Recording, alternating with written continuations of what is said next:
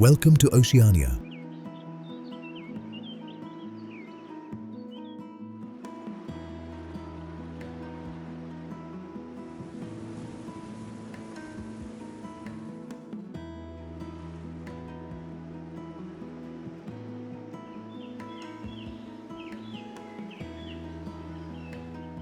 A vast region where continents dissolve into oceans, and nature writes stories across islands, reefs, deserts, and mountains.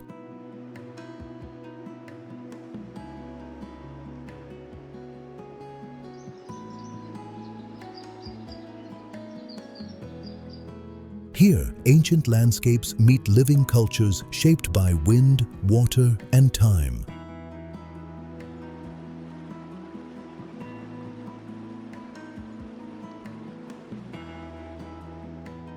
Oceania is not a single landmass. It is a region spread across the Pacific, linking Australia, New Zealand, and hundreds of islands.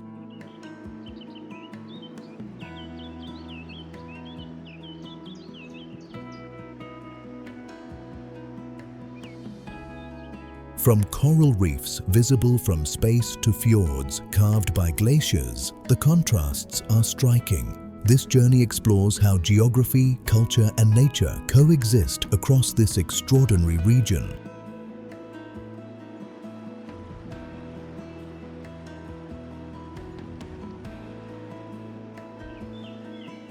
Before we explore its most fascinating places, we have a question for you.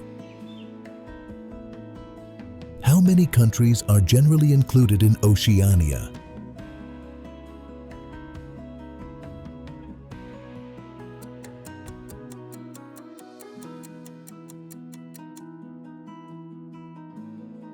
Write your answer in the comments below. If you enjoy meaningful and informative journeys like this, please support the channel. Liking and subscribing is completely free, but it helps creators more than you can imagine.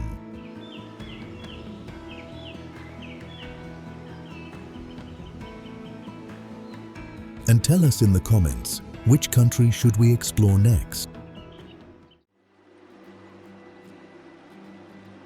Samoa.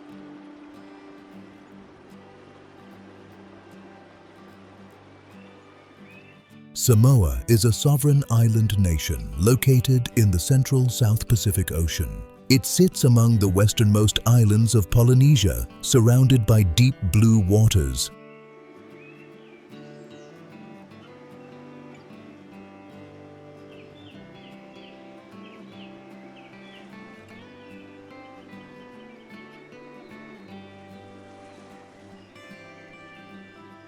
The landscape is shaped by volcanic origins. Steep green mountains rise above coastal plains, with rainforests covering much of the interior.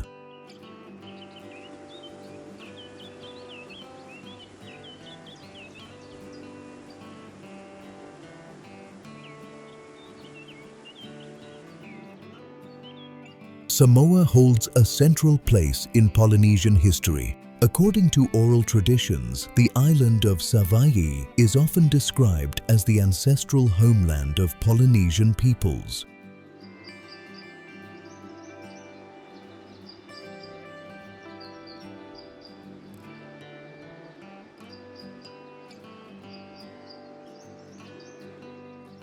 This heritage continues to influence identity across the Pacific. Language, social structure, and customs reflect centuries of shared migration and connection.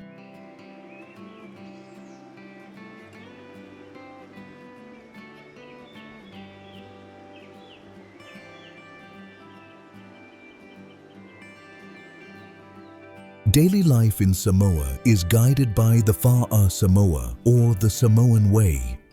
Community, respect for elders, and extended family remain at the core of society.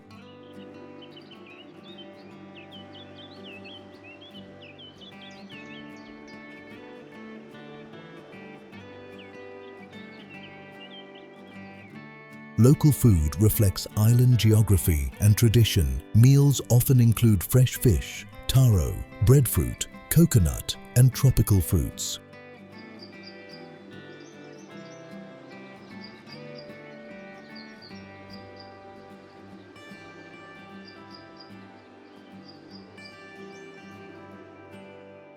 European contact and later colonial administration reshaped the islands. Samoa experienced German and then New Zealand rule before gaining independence in 1962.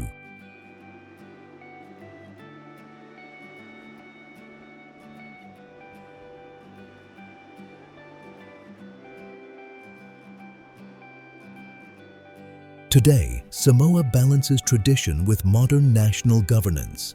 Agriculture, fishing, and overseas remittances support much of the economy.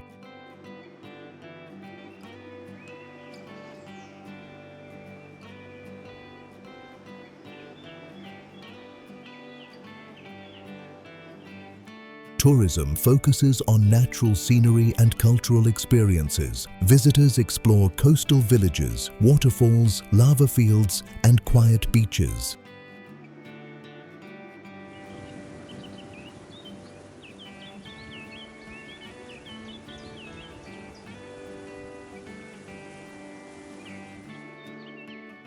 Samoa is not defined only by scenery. It represents continuity, resilience, and a living Polynesian cultural heart.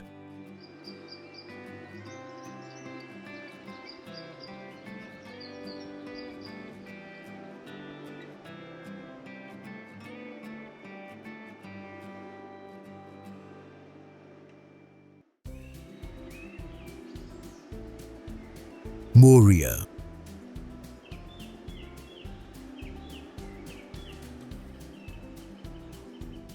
Moorea is a volcanic island in French Polynesia located northwest of Tahiti in the South Pacific. Its dramatic profile is defined by jagged mountain peaks rising sharply from turquoise lagoons.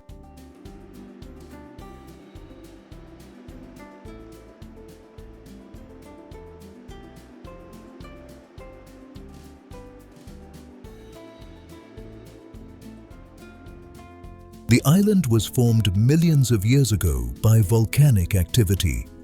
A partial collapse created deep bays and a distinctive heart-shaped outline when viewed from above.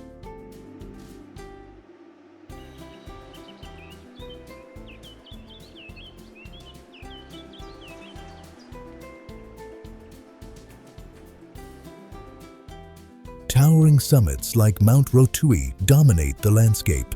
These peaks separate Cook's Bay and Opunohu Bay, two of Moorea's most scenic inlets.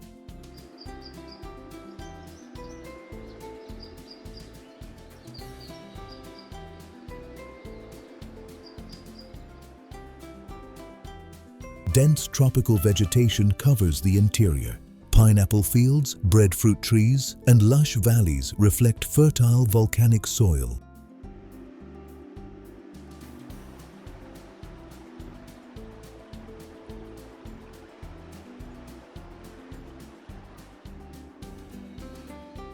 Moorea's lagoon is protected by a coral reef. Calm, shallow waters support colorful fish, rays, and coral gardens close to shore.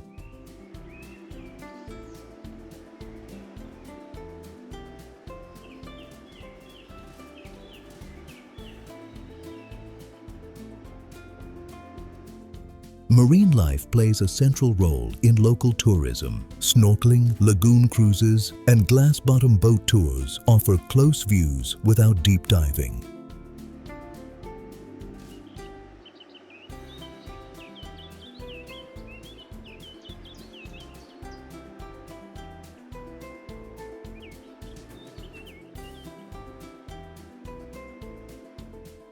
Cultural life remains closely tied to Polynesian traditions. Music, dance, and craftwork express identity through storytelling and symbolism.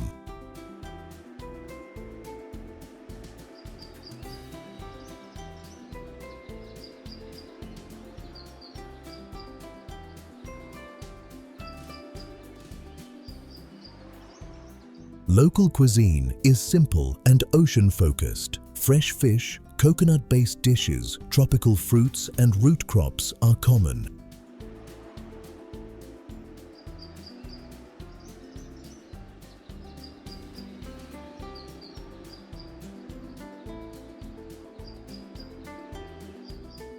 The island's economy depends on tourism, agriculture, and small-scale fishing.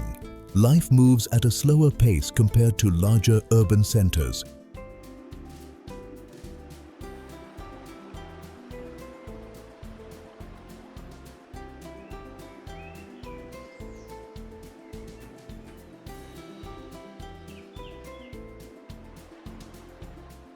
Moorea offers a balance between land and sea. It is not just a destination, but an immersive experience of island ecosystems and harmony.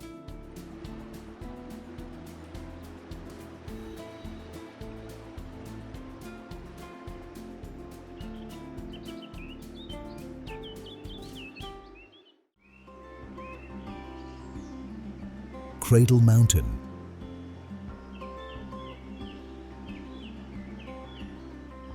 Cradle Mountain rises dramatically in northern Tasmania, forming one of Australia's most iconic alpine landscapes.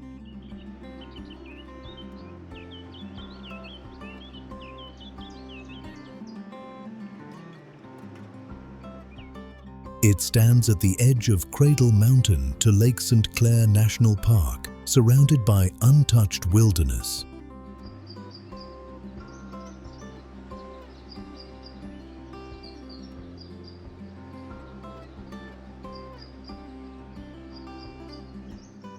The mountain reaches an elevation of about 1,545 meters (5,069 feet).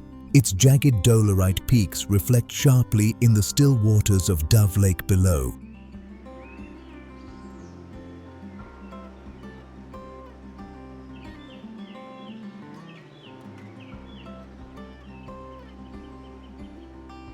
This region was shaped by ancient glaciers. U-shaped valleys, cirques, and alpine lakes reveal a long geological history.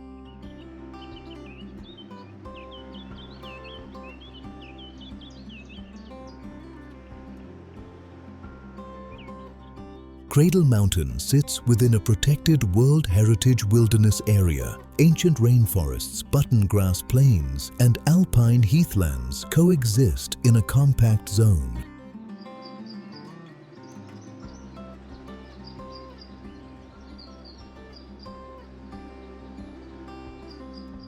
Wildlife is a defining feature of the area. Wombats, wallabies, echidnas, and Tasmanian devils inhabit the surrounding habitats.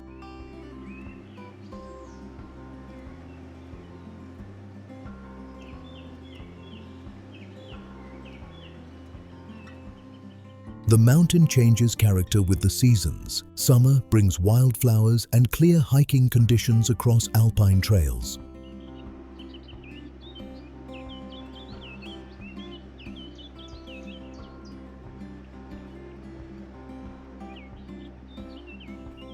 Autumn covers the landscape in gold and red hues. Winter transforms the area into a snow-covered alpine environment. Walking tracks form the heart of visitor activity. Short lakeside paths and multi-day hikes attract nature-focused travelers.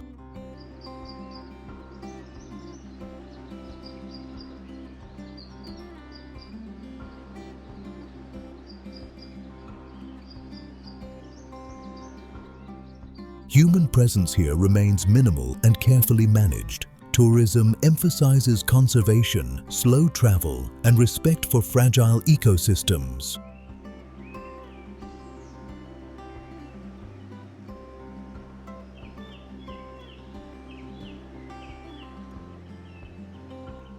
Cradle Mountain represents Tasmania's wild identity. It stands as a powerful example of nature preserved in near-original form.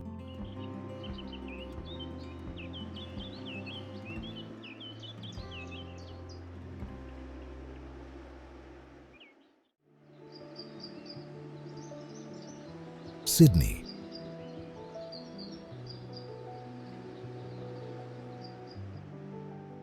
Sydney is a coastal city in southeastern Australia, built around one of the world's largest natural harbours. Its setting combines deep blue waterways, sandstone headlands, and rolling urban hills.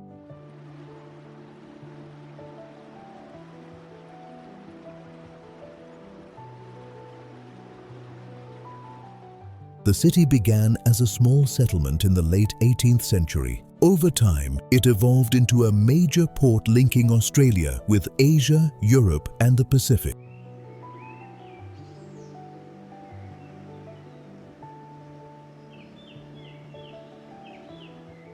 Sydney's harbour defines its geography and daily life. Ferries, coastal walks, and waterfront districts connect neighbourhoods across the water.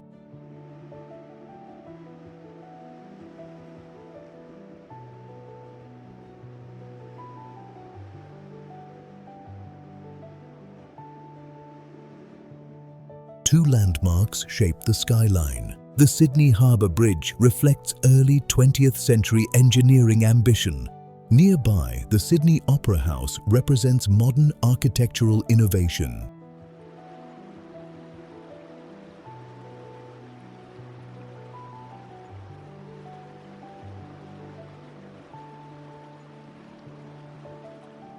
Cultural life in Sydney is diverse and global. Communities from many regions have shaped language, cuisine, and local traditions.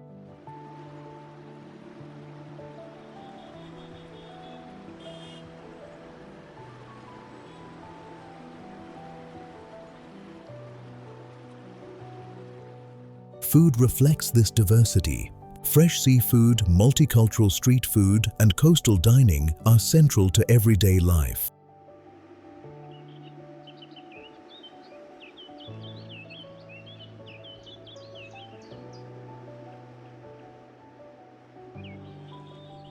Sydney is also an economic engine. Finance, technology, education, and creative industries support millions of jobs.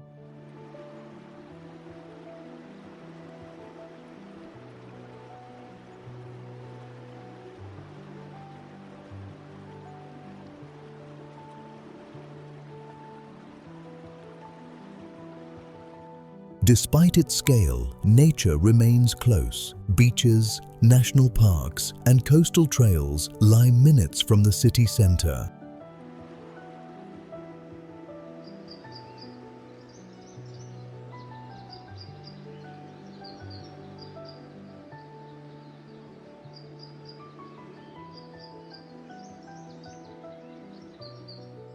Outdoor activity is part of the lifestyle. Morning walks, harbour swimming areas, and ocean viewpoints are widely used.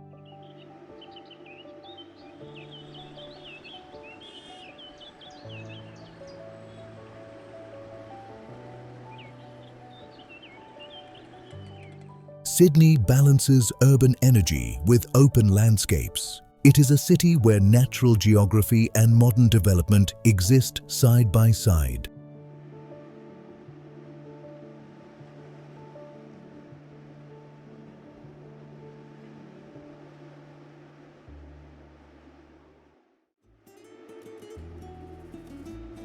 The Grampians.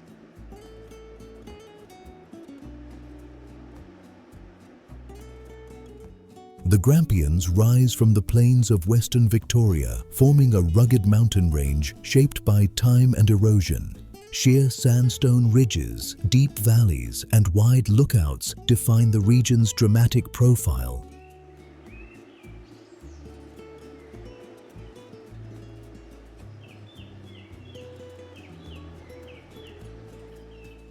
This landscape was formed over hundreds of millions of years. Wind and water carved cliffs, caves, and escarpments that now frame vast panoramic views.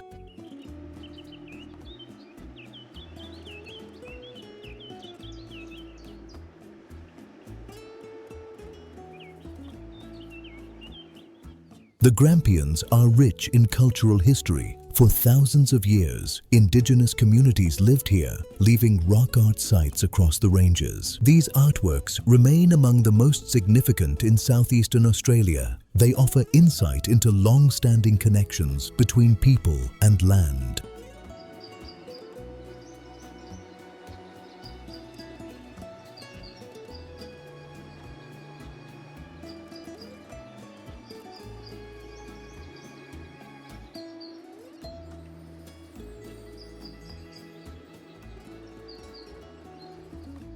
nature dominates every direction. Eucalyptus forests, wildflower-filled slopes, and seasonal waterfalls shape the environment. The area supports diverse wildlife. Kangaroos, wallabies, emus, and native bird species are commonly seen along trails.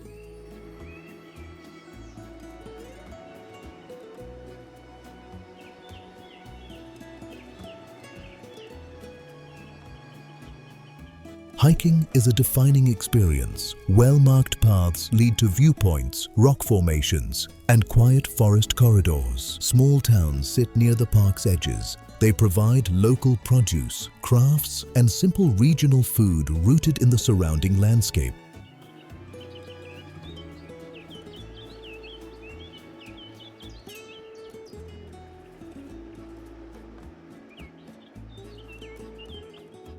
Tourism here focuses on outdoor exploration and conservation. Facilities are designed to protect fragile ecosystems and cultural sites.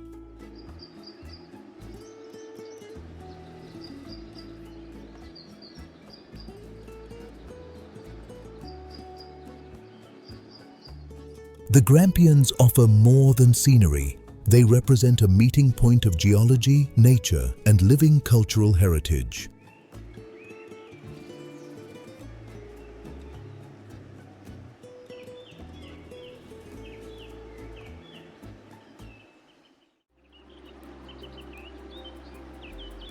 North Stradbroke Island.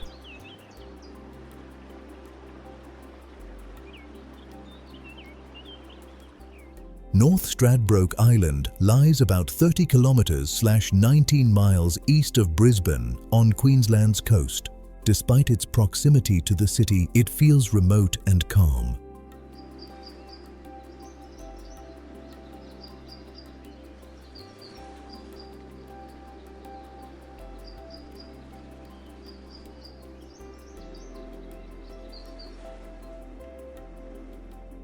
The island is one of the world's largest sand islands. Its landscape includes rolling dunes, coastal heath, freshwater lakes, and long ocean beaches.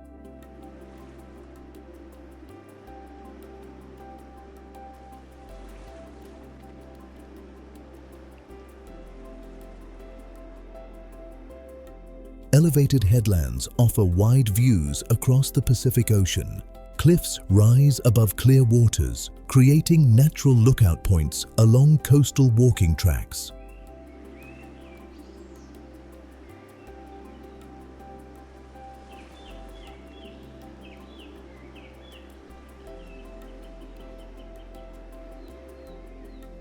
Freshwater lakes sit inland, filtered naturally through sand. Their clear, tea-colored waters reflect surrounding vegetation and open sky.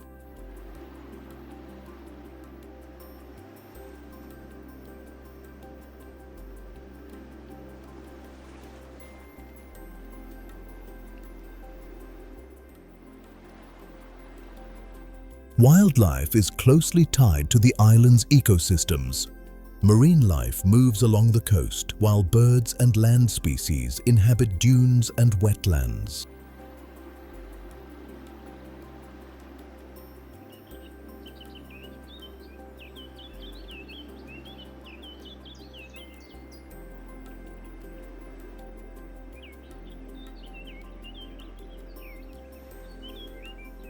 Seasonal whale migration passes close to shore. Clifftop viewpoints allow observation without boats or heavy infrastructure. Local communities maintain a strong connection to the land. Traditional knowledge and respect for natural cycles shape everyday life.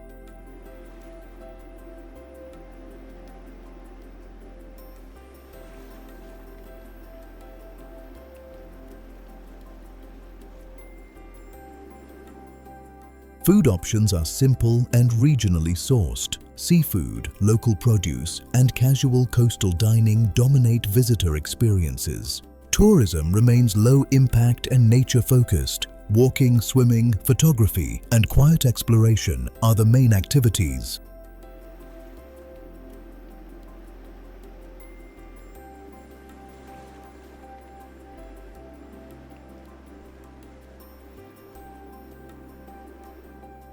North Stradbroke Island offers space and stillness. It is a place defined by balance between ocean, land, and time.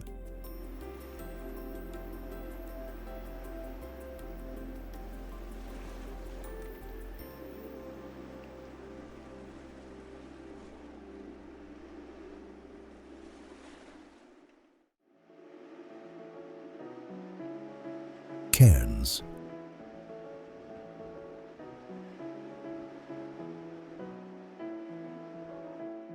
Cairns sits along Australia's northeastern coast, where rainforest-covered mountains meet warm tropical seas. It is widely known as a gateway to nearby natural environments rather than a large urban centre.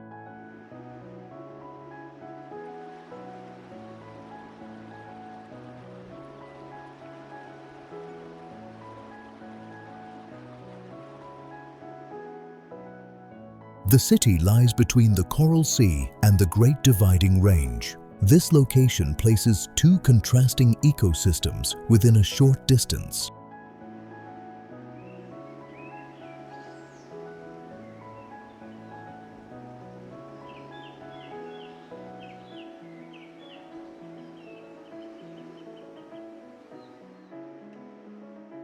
Off the coast, coral reefs stretch across clear blue waters. Boats depart daily toward reef zones known for marine diversity and shallow lagoons.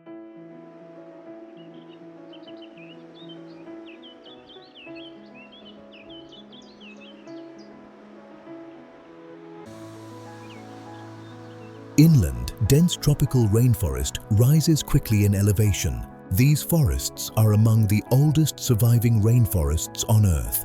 Cairns developed in the late 19th century as a port town. Its growth was closely linked to agriculture, shipping, and regional trade.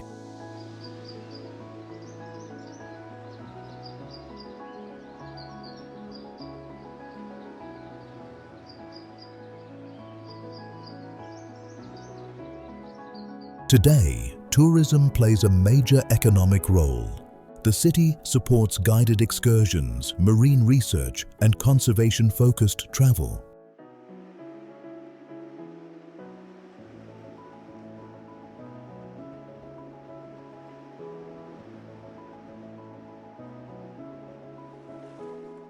Daily life reflects a relaxed tropical rhythm. Open-air spaces, waterfront paths, and shaded parks shape the urban experience.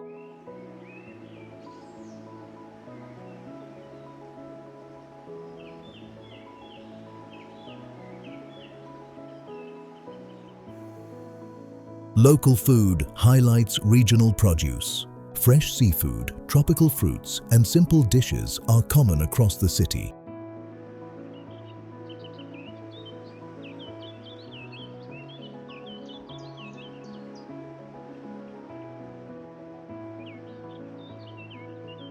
Cairns also serves as a base for nearby journeys. Visitors travel to forested highlands, coastal islands, and river systems.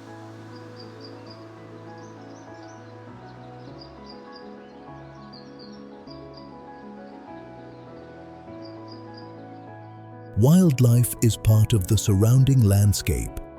Birds, marine species, and rainforest animals thrive beyond the city edges. Cairns offers access rather than spectacle. It connects people to environments shaped by water, heat, and time.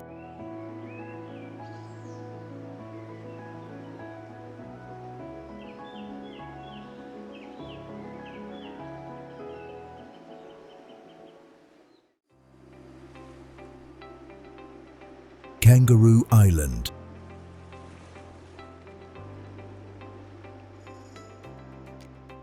Kangaroo Island lies off the coast of South Australia, about 112 kilometres/70 miles southwest of Adelaide. It is Australia's third largest island and one of its most ecologically diverse regions.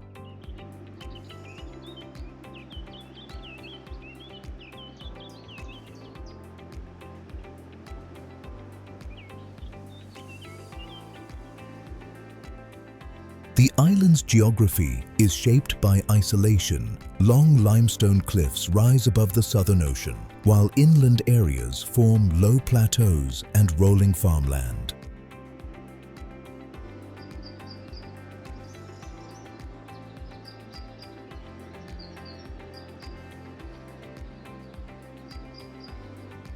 Coastal erosion has carved dramatic rock formations.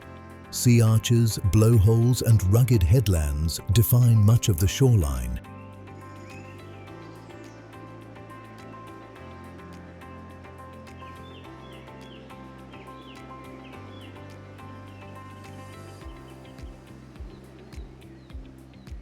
Kangaroo Island was first mapped by European explorers in the early 19th century. Its separation from the mainland allowed wildlife to evolve with limited human impact.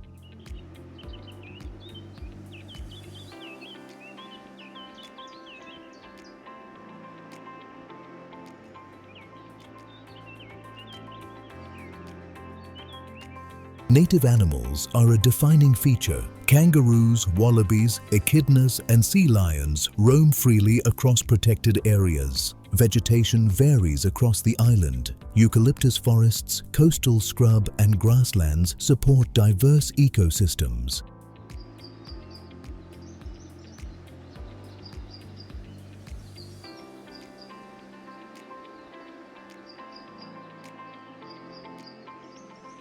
Local food production reflects the island's environment. Honey, seafood, grains, and livestock are central to the regional economy.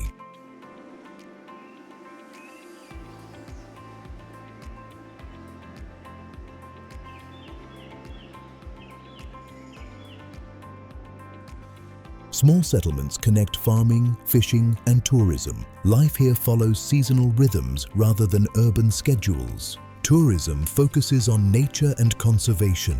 Visitors explore national parks, coastal trails, and remote beaches.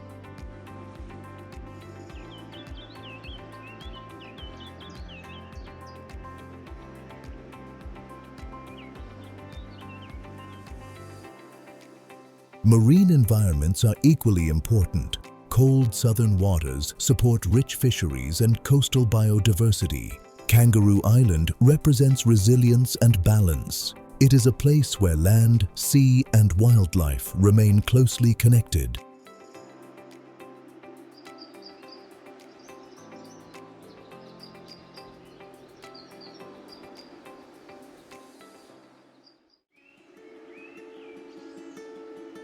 Perth.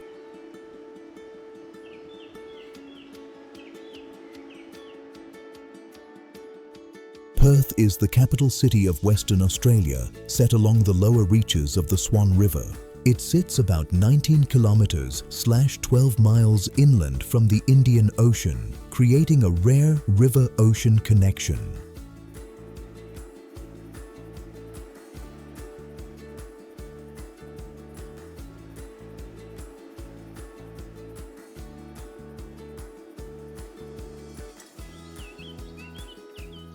The city developed in the early 19th century as a remote settlement. Distance from other major cities shaped a strong sense of independence and local identity.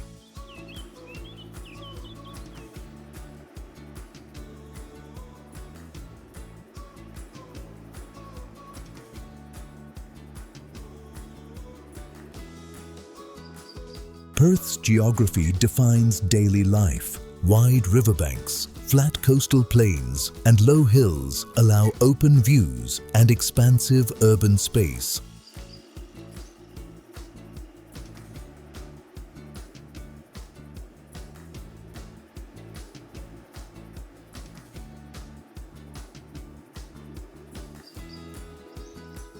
Sunlight is a defining feature. Perth is often described as Australia's sunniest capital, with clear skies for much of the year.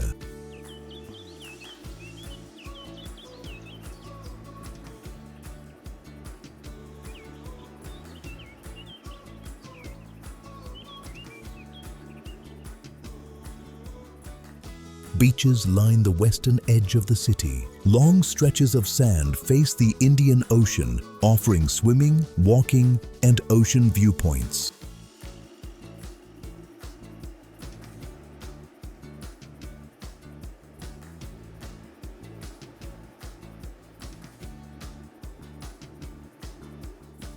The Swan River shapes the city's layout. Riverside parks, paths and bridges connect residential and commercial areas. Perth supports a diverse modern economy. Mining services, education, technology and health sectors play major roles.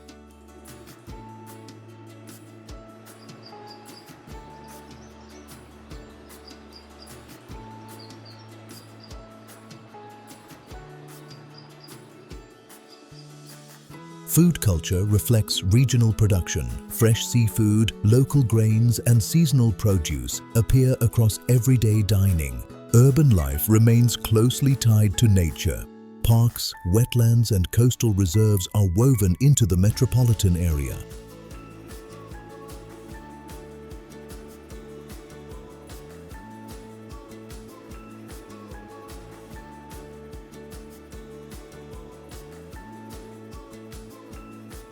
Despite its size, Perth feels spacious and calm. It balances modern city life with open landscapes and natural light.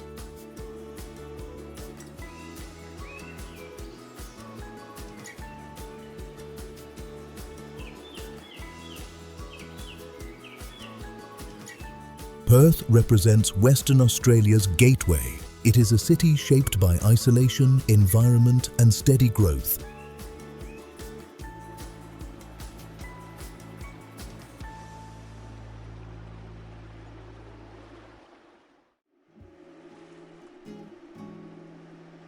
Narooma.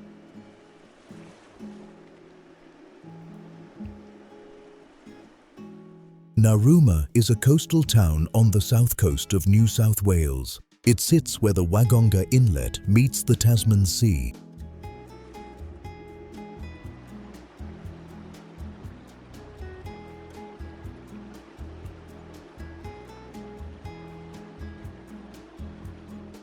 The approach to Narooma is shaped by water and curves. A long estuary, calm bays and ocean headlands define the setting.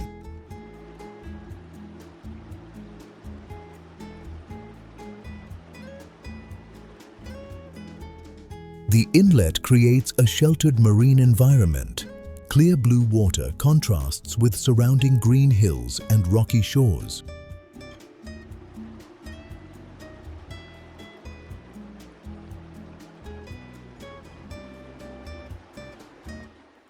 Narooma's history is closely tied to the sea. Fishing and oyster farming supported early settlement and still shape local identity.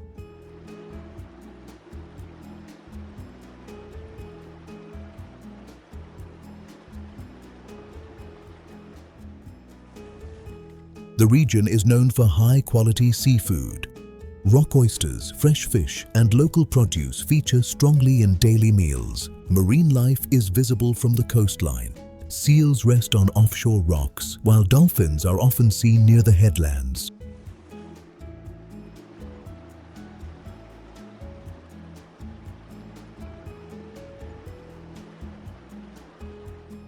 Beaches stretch along the open coast. Some face strong ocean swells, while others remain calm and protected. Outdoor activity centers on the water. Swimming, kayaking, coastal walks and fishing are part of everyday life.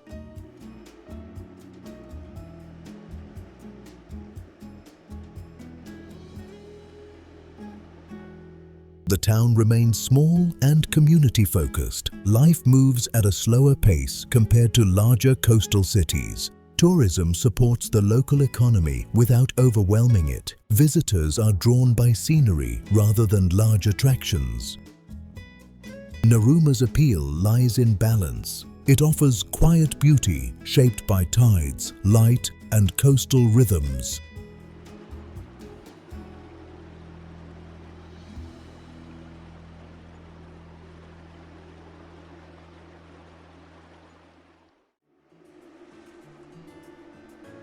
The Great Ocean Road.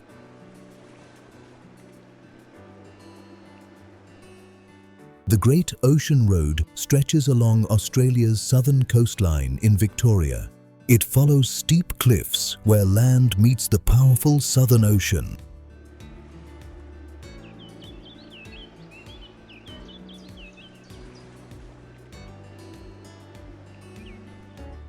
This route was built after World War I by returned soldiers. Construction honored service members and connected isolated coastal communities.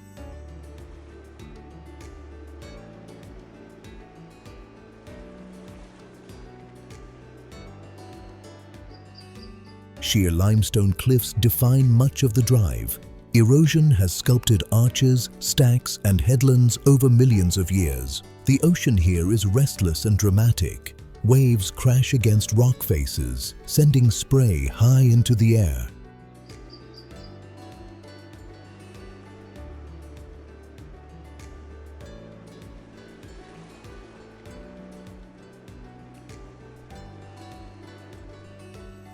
Inland landscapes contrast sharply with the coast. Dense eucalyptus forests and rolling farmland sit just beyond the shoreline.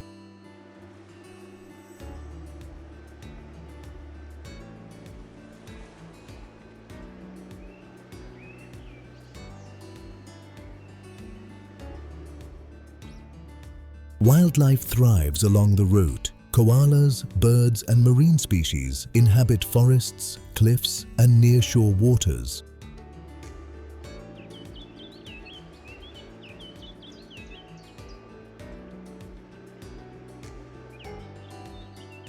Small towns appear at natural breaks in the terrain. They support fishing, local produce, and coastal services.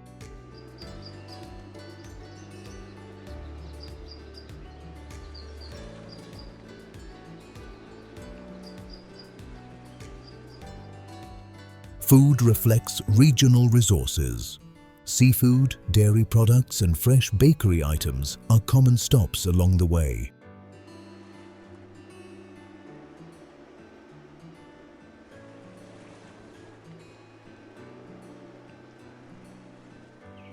Walking trails reveal quieter perspectives. Clifftop paths and forest tracks allow close contact with the environment. Weather constantly reshapes the scenery. Light, cloud, and wind change the coastline's appearance throughout the day.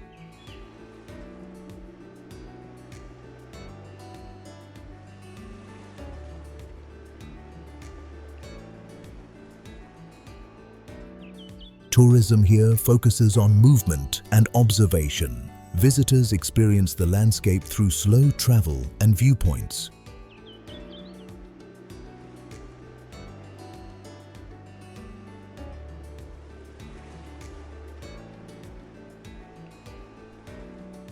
The Great Ocean Road is more than a drive. It is a continuous dialogue between ocean, rock, and human effort. Each curve reveals a new horizon. The journey itself becomes the destination.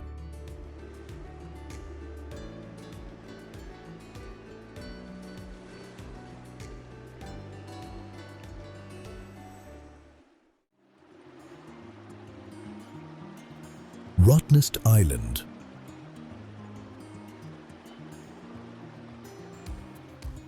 Rottnest Island lies about 19 kilometers/12 miles off the coast of Perth in Western Australia. Despite its short distance from the mainland, it feels calm and distinctly separate.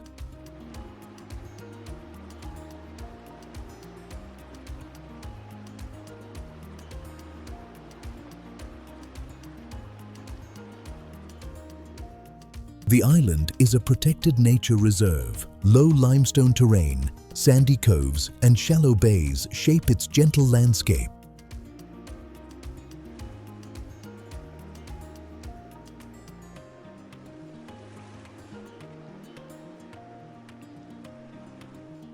Clear waters surround the coastline. Sheltered beaches and rocky inlets create ideal conditions for swimming and snorkeling.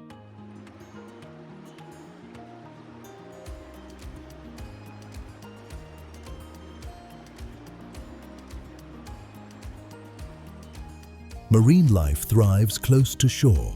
Fish, coral formations, and seagrass beds are visible in shallow water.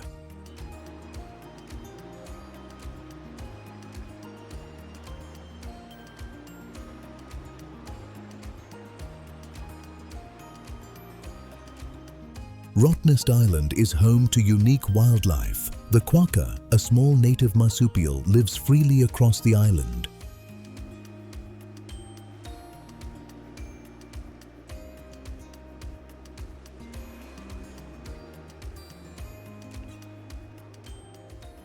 Vegetation is adapted to coastal conditions. Salt-tolerant shrubs and low woodland cover much of the interior.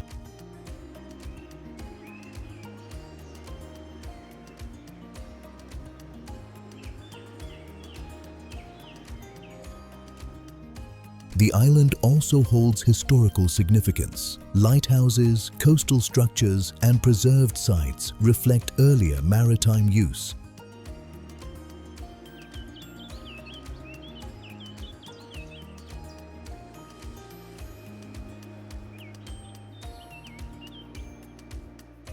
There are no private cars on the island. Bicycles and walking paths define movement and daily exploration. This creates a quiet, low-impact atmosphere. Sounds of wind, waves, and birds dominate the environment.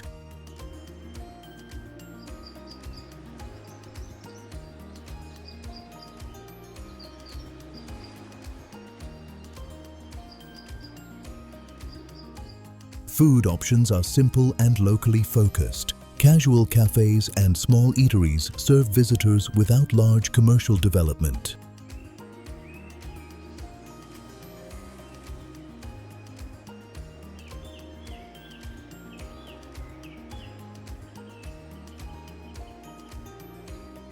Tourism is carefully managed. Visitor numbers are balanced with conservation priorities. Rottnest Island offers a rare sense of ease. It is a place where land, sea, and wildlife exist in measured harmony.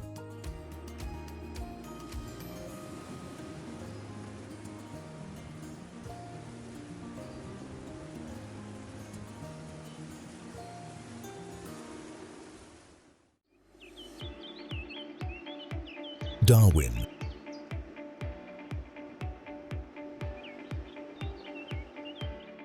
Darwin is the capital of Australia's Northern Territory, set on a low peninsula beside a wide natural harbour.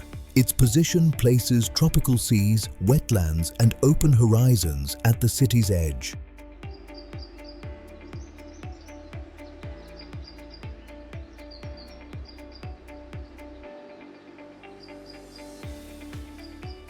The climate shapes daily life.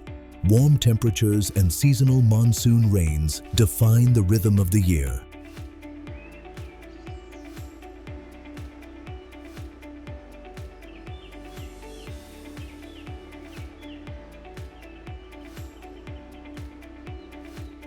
Darwin's history reflects adaptation and resilience.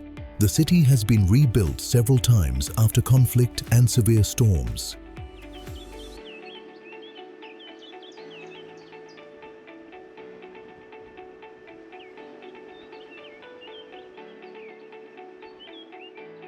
Its harbour has long been a strategic gateway. Trade routes and maritime access connect the city with Asia and the wider Pacific.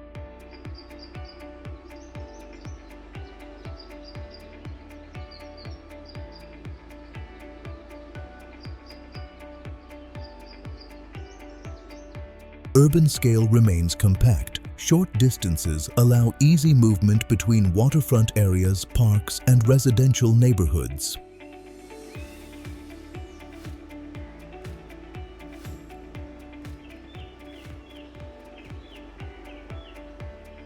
Outdoor spaces are central to the lifestyle. Shaded paths, open lawns, and coastal viewpoints are used throughout the day. Local culture is diverse. Communities from many regions contribute to language, food, and everyday customs.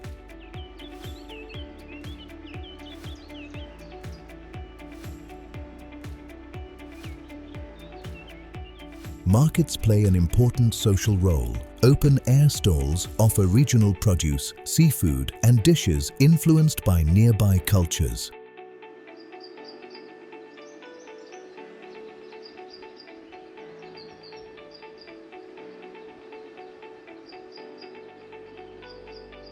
Nature lies close to the city. Mangroves line the coast, while wetlands and savanna stretch beyond the suburbs. Wildlife is part of the surroundings. Birdlife is especially prominent around water and seasonal floodplains.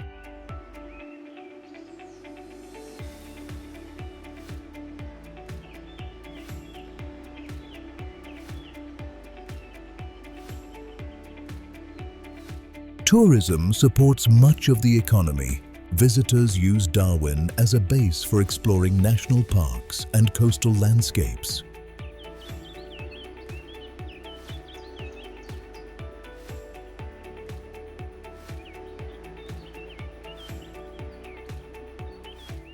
Darwin feels open and informal. It is a city shaped by climate, geography, and steady connection to the land and sea.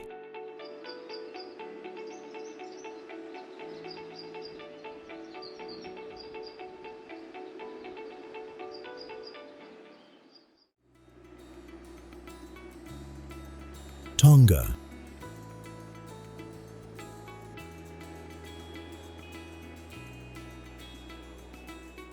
Tonga is a sovereign island nation located in the southwestern Pacific Ocean. It consists of around 170 islands spread across a vast area of open sea.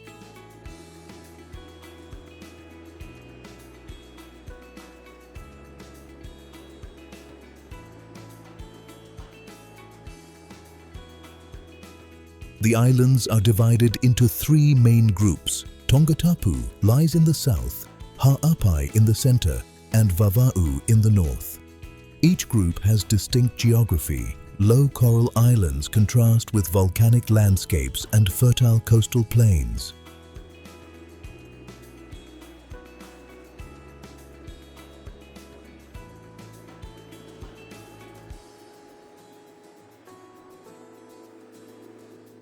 Tonga is unique in the Pacific for maintaining an unbroken monarchy. Its political system blends traditional authority with modern governance. Daily life remains closely connected to community values.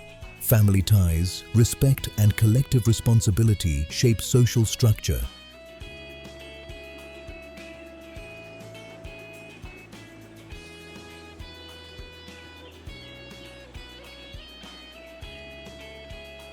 The economy relies on agriculture, fishing, and overseas remittances. Crops like root vegetables and tropical fruits support local livelihoods.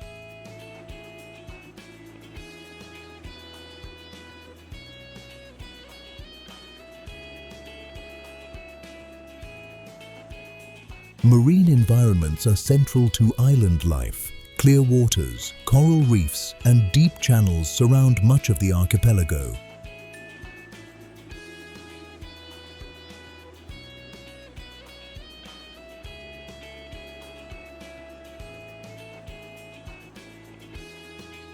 Tourism focuses on natural settings and cultural experiences. Quiet beaches, island cruising, and coastal villages define visitor activity. Food reflects ocean and land resources. Fresh fish, coconut-based dishes, and locally grown produce are common.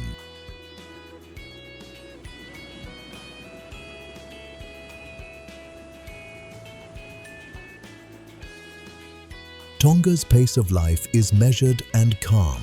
Urban development remains limited compared to larger Pacific nations.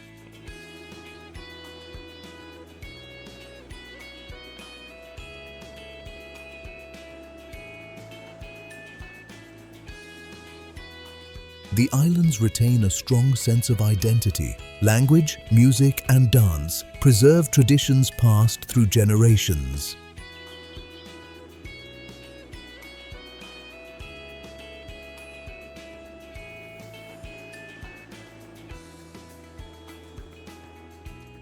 Tonga offers more than scenery. It represents continuity in a rapidly changing Pacific region.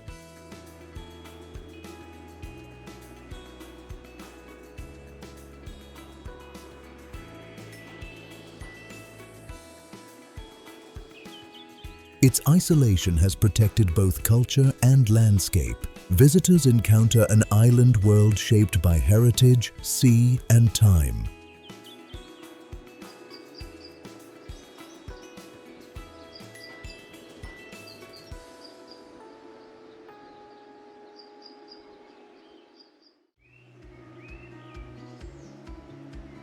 Wellington.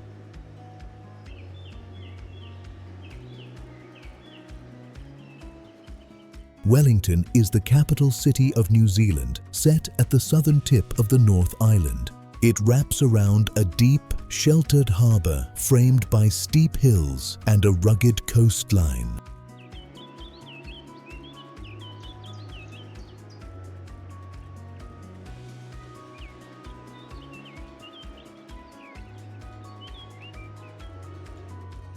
The city's geography shapes everything. Narrow land corridors, fault lines, and strong coastal winds define its character.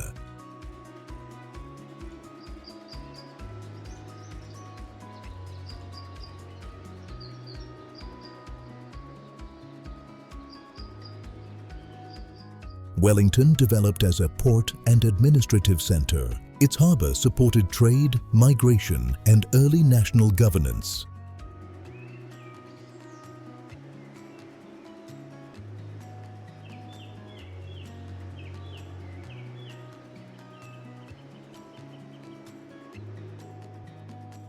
Today, the downtown area is compact and walkable.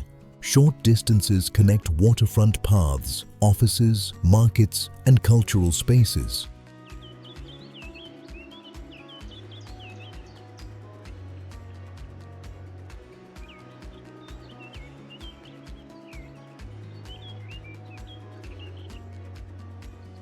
Architecture reflects layers of growth. Historic wooden homes sit alongside modern glass buildings on the hillsides.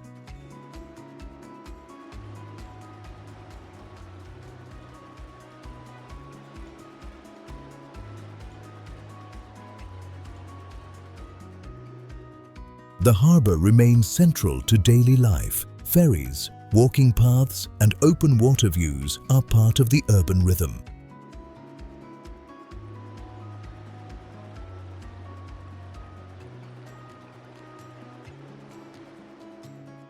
Wellington is known for its creative economy. Film production, design, digital services, and public administration provide employment.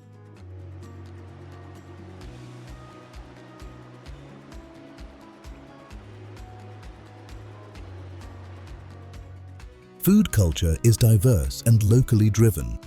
Seafood, coffee roasting, and seasonal produce feature strongly across the city.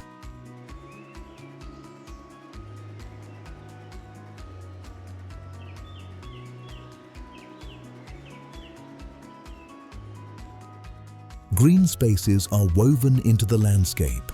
Urban trails climb nearby hills, offering views over city and sea. The climate is dynamic and changeable. Fast-moving weather systems bring clear light and shifting skies.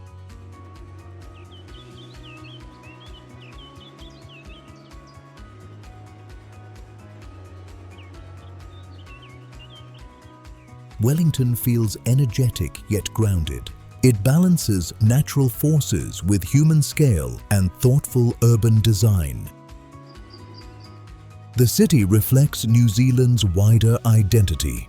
Connected to land and water, it remains resilient, creative, and outward-looking.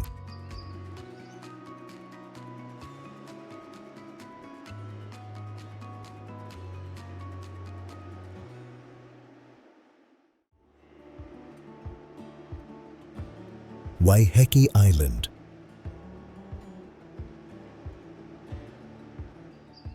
Waiheke Island lies in the Hauraki Gulf, just east of Auckland. It is reached by a short ferry journey across sheltered coastal waters.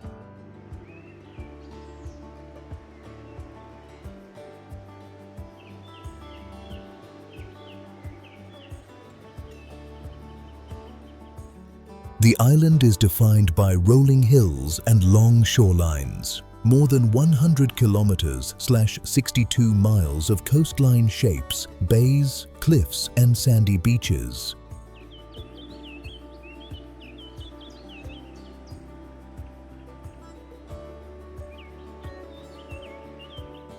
Geography creates variety within a small area. Northern beaches are calm and protected, while southern shores face open sea.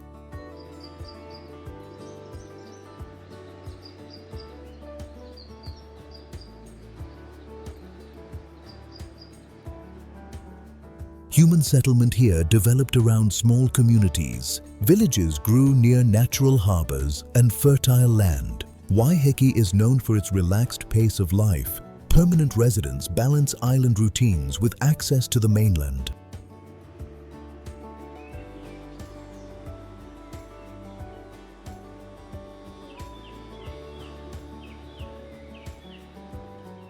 Local food culture emphasizes fresh ingredients. Seafood, seasonal vegetables, and locally produced goods shape everyday meals.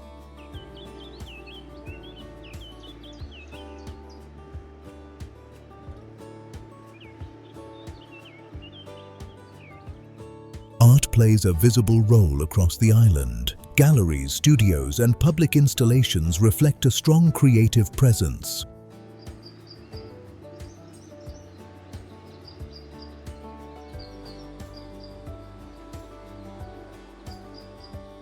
Walking tracks connect coastlines and hilltops. Trails offer wide views across the Gulf and surrounding islands.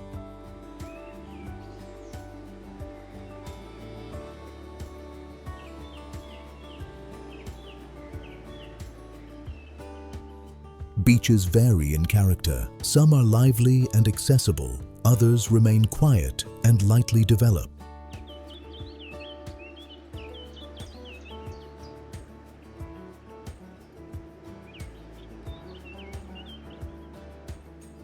The island supports a service-based economy. Tourism, arts, and small businesses provide most employment.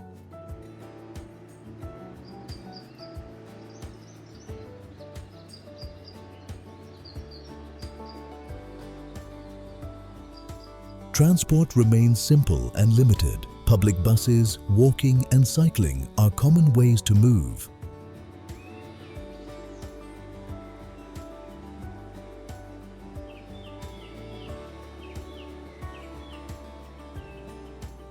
Waiheke offers contrast rather than spectacle. Natural beauty exists alongside human creativity.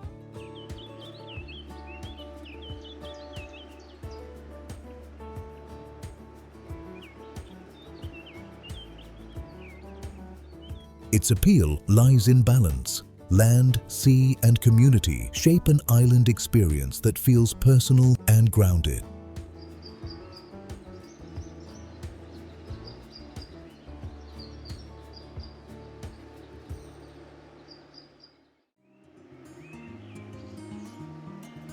Akaroa.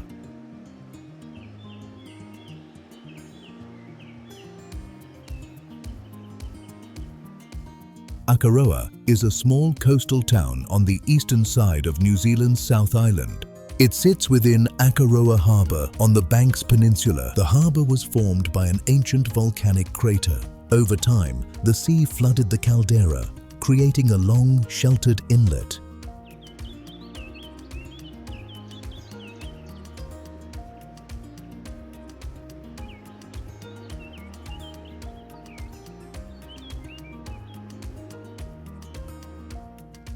Steep hills surround the water. They slope gently into bays, coves, and calm anchorages.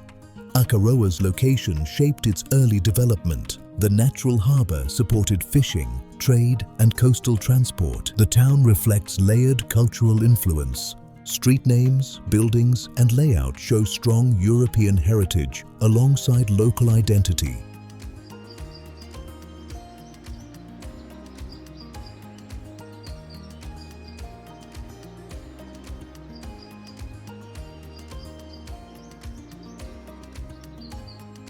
Daily life moves at a relaxed pace. Small shops, cafes, and waterfront paths define the town centre. Marine life is a key feature of the harbour. Dolphins are often seen close to shore and near boats.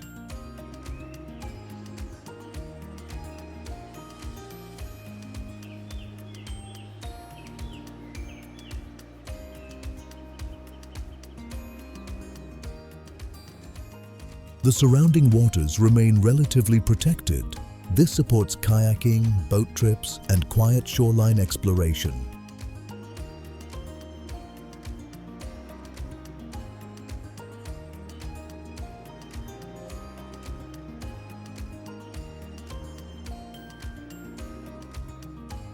Food culture centers on local produce. Seafood and seasonal ingredients feature prominently in simple regional dishes.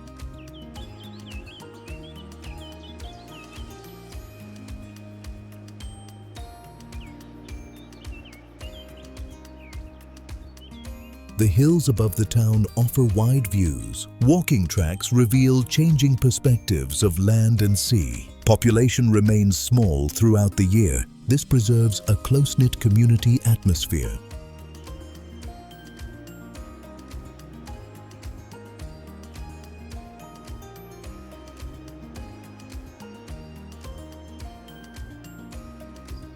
Tourism supports the local economy carefully. Visitors are drawn by scenery rather than large-scale attractions. Akaroa feels intimate and contained. Its beauty comes from natural form, calm water, and human scale.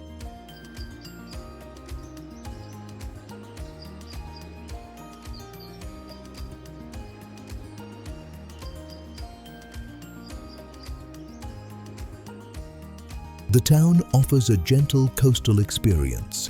It invites observation, slow movement, and connection with place.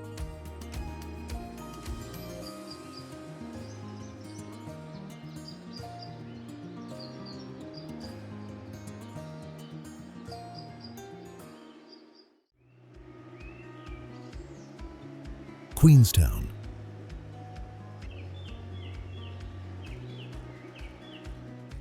Queenstown sits on the edge of Lake Wakatipu in New Zealand's South Island. Steep mountains rise directly from the water, creating a dramatic natural setting.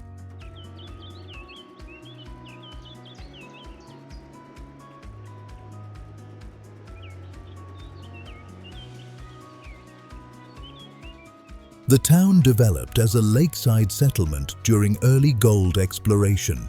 Its location later shaped it into a year-round outdoor destination.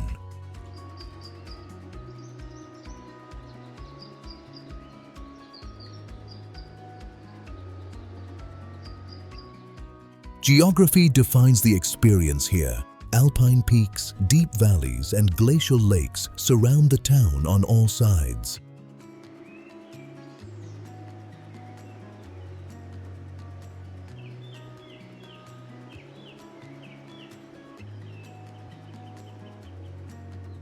Adventure activities are closely linked to the landscape. Rivers, slopes, and open skies provide natural spaces for exploration.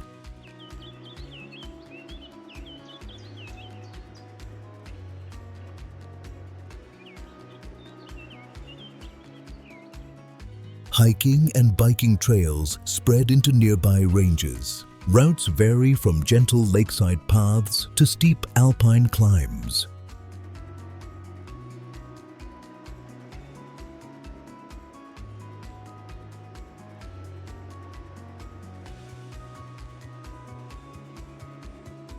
In winter, snow transforms the surrounding mountains. Cold seasons bring a shift toward alpine sports and seasonal tourism. Despite its global profile, the town remains compact. Shops, waterfront areas, and residential streets sit within walking distance.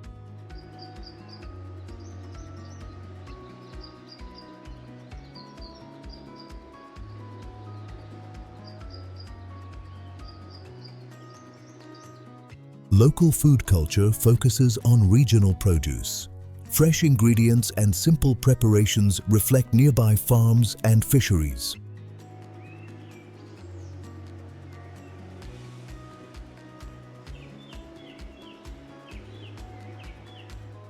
Tourism drives much of the economy. Hospitality, guiding services, and transport support a large visitor population.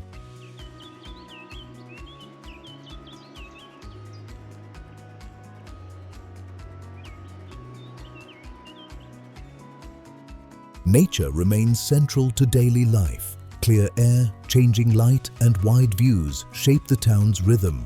Quiet moments are easy to find. Lakeside walks and early mornings reveal a calmer side of Queenstown.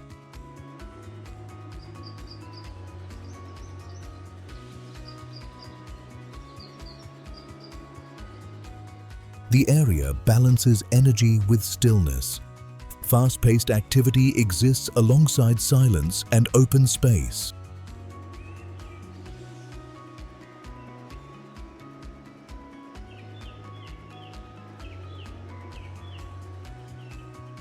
Queenstown offers contrast. It is shaped equally by movement and pause, by scale and intimacy.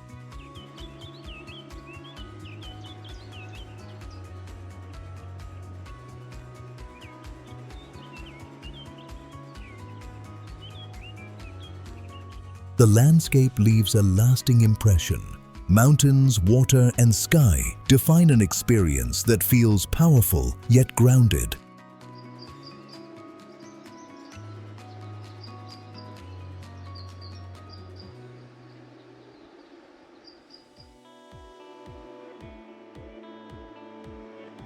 Auckland.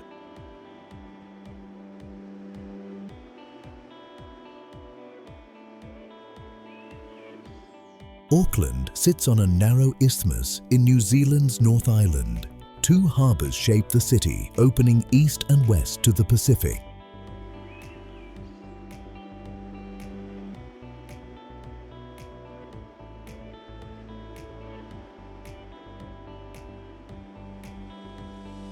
This geography defines daily life. Water is never far, and coastal views frame most neighborhoods. The land itself is volcanic. Dozens of dormant cones rise gently across the urban landscape.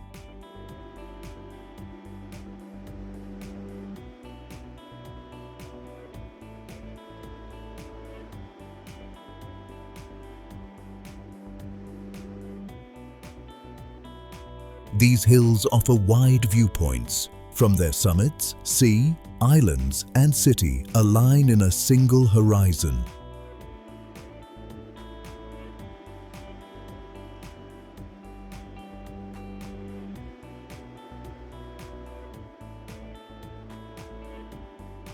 Auckland grew as a port and trading centre. Its location supported migration, commerce, and maritime exchange.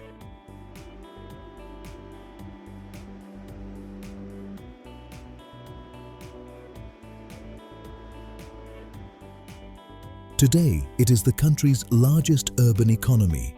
Finance, logistics, technology, and creative industries provide employment.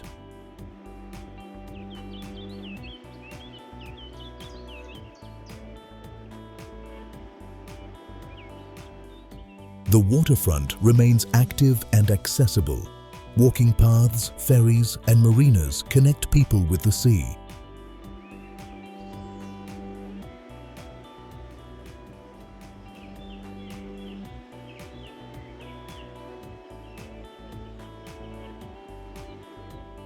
Food culture reflects diversity. Seafood, local produce, and international influences shape everyday dining.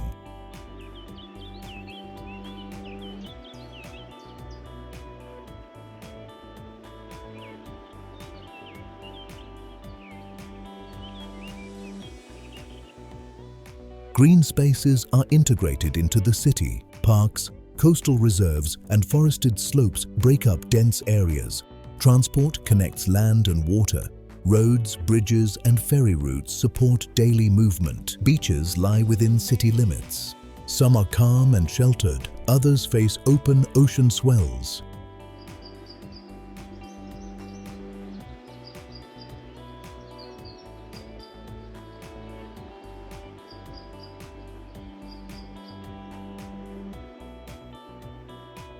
The climate is mild and changeable. Sun, cloud, and sea breezes shift conditions quickly. Auckland balances scale with access to nature. Urban life and open landscapes coexist closely.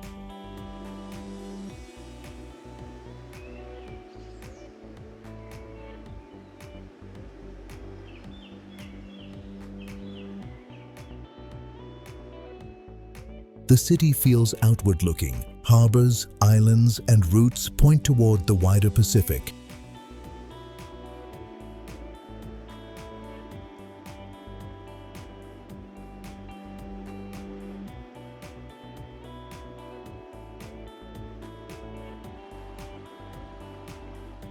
Auckland's identity is shaped by water, land, and movement. It is a city built between horizons.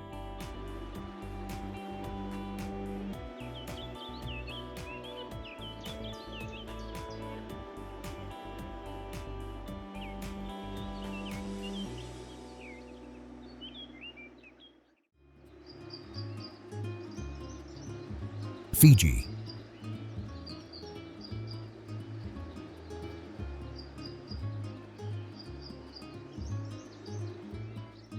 Fiji is an island nation in the South Pacific Ocean, east of Australia and north of New Zealand. It is made up of more than 300 islands, many surrounded by coral reefs and lagoons.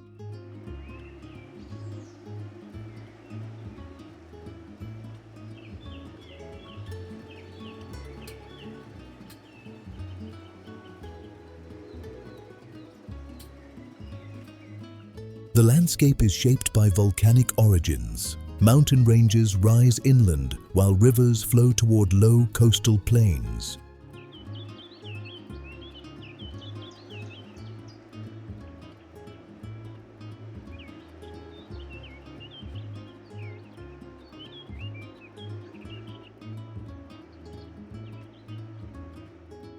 Climate is warm and tropical year-round. Seasonal rains support dense forests and fertile agricultural land. Human settlement developed along the coast. Villages formed near reefs, waterways, and safe anchorages.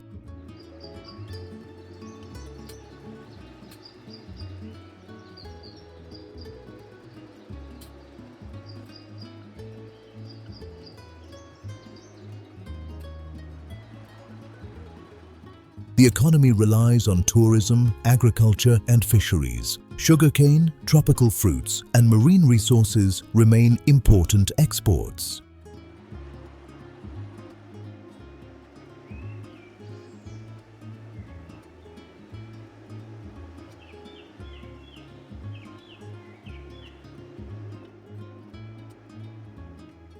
Daily life is closely connected to the sea. Fishing, boat travel, and coastal activities are part of routine living. Food reflects local resources. Fresh fish, root crops, coconut, and seasonal produce are common staples.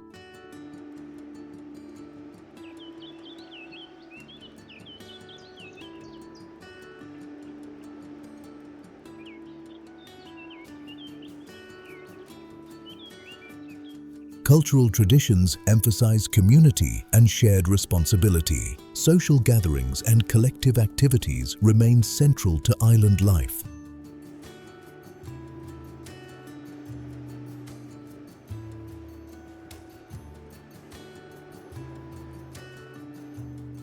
Natural environments are diverse. Coral reefs, mangroves, rainforests, and waterfalls exist within short distances.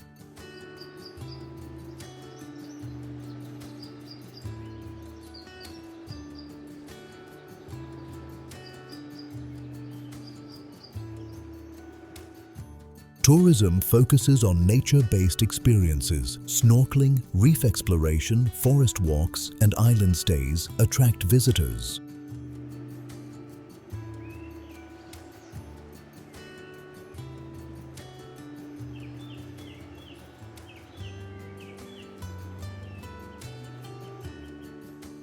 Urban centers remain relatively small. Most islands retain a quiet, village-centered character.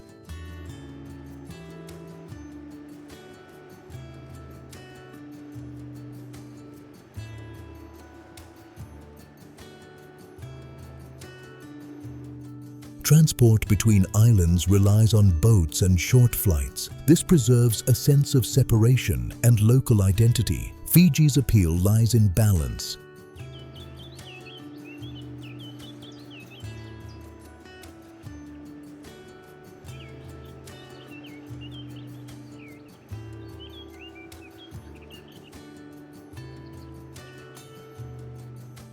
Nature, community, and rhythm shape everyday experience. The islands offer calm rather than speed. Visitors encounter landscapes guided by water, wind, and time.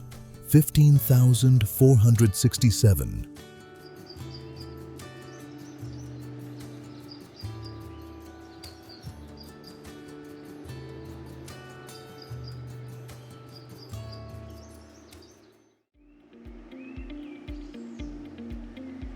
New Caledonia.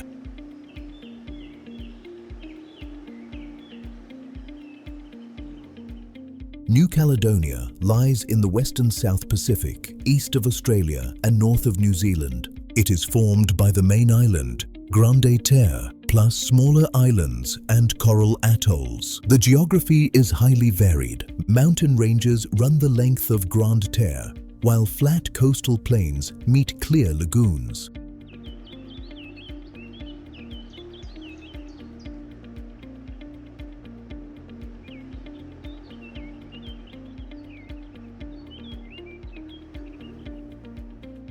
The surrounding lagoon is among the largest in the world. Barrier reefs protect calm waters and support rich marine ecosystems.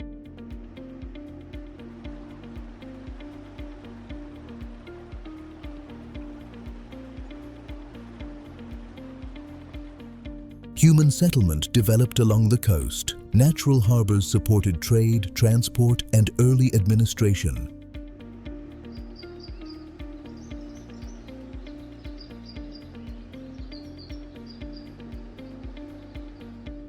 The territory blends island life with European urban planning. Roads, towns, and ports follow the contours of land and sea.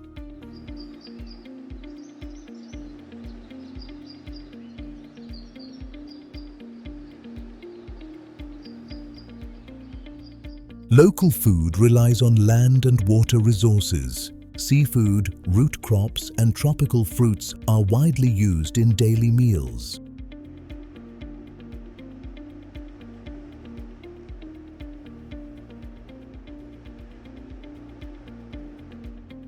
Outdoor activity centers on nature. Swimming, snorkeling, and coastal walks are common along sheltered bays.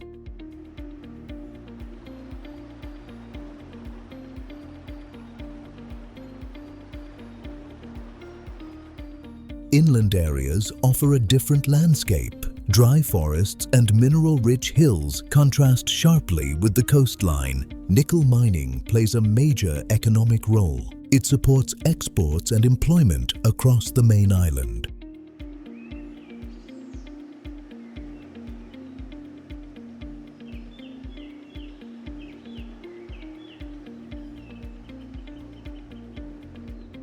Tourism focuses on low-density experiences. Visitors are drawn to lagoons, beaches, and quiet island settings. Communities remain relatively small and spread out. This preserves open space and a strong connection to the environment.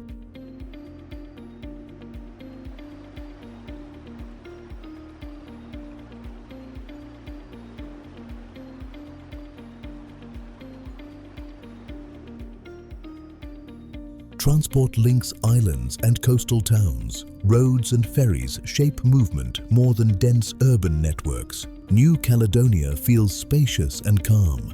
Land and sea exist in close balance.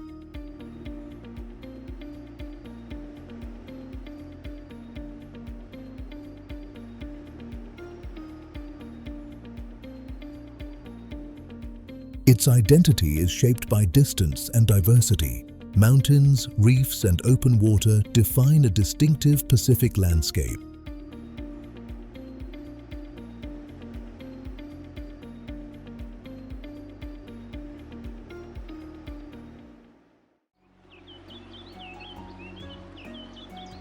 Milford Sound.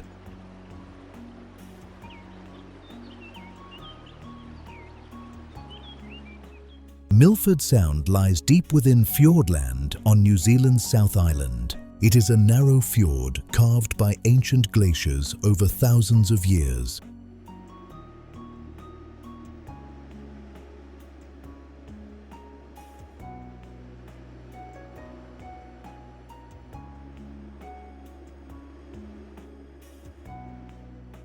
Steep cliffs rise almost vertically from dark, still waters. Some faces climb more than 1,200 meters (3,937 feet) above sea level.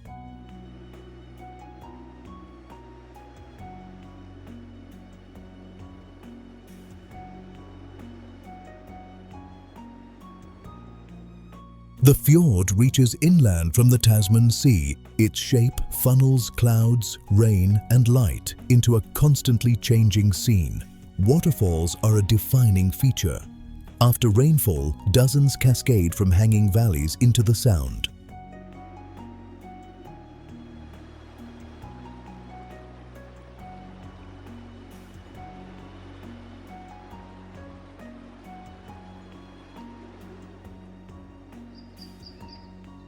The surrounding landscape remains largely untouched. Dense temperate rainforest clings to rock walls and narrow ledges. Milford Sound is part of a protected wilderness region.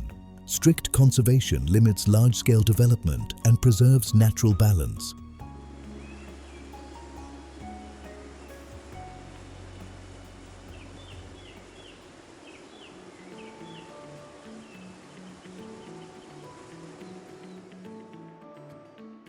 Marine and freshwater ecosystems intersect here. Layered water creates unique conditions for fish and underwater life.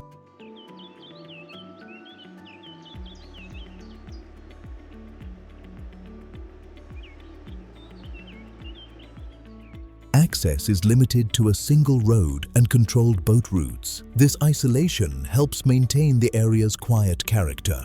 Tourism focuses on observation rather than activity. Cruises move slowly to allow close views of cliffs and waterfalls.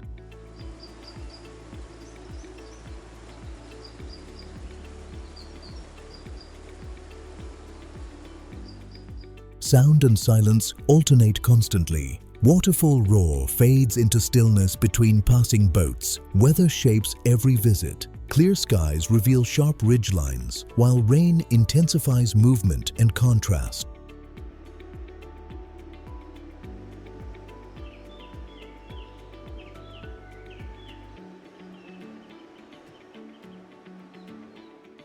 The fjord feels monumental and enclosed. Scale dominates perception, dwarfing human presence. Milford Sound is not defined by one moment. Its power comes from change, depth, and raw geological form.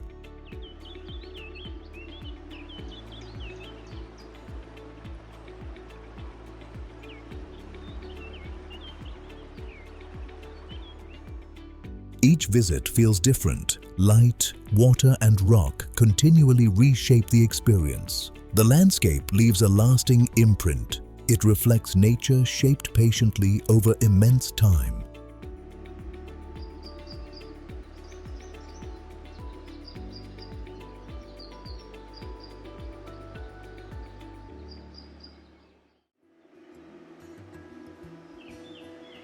Bay of Islands.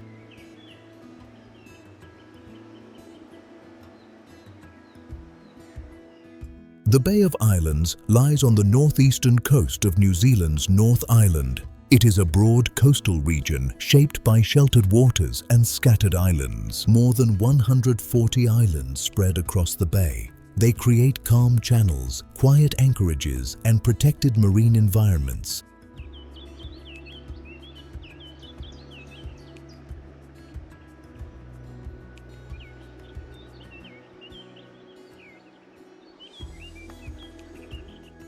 The coastline curves gently between headlands. Beaches, inlets, and forested hills form a layered natural landscape.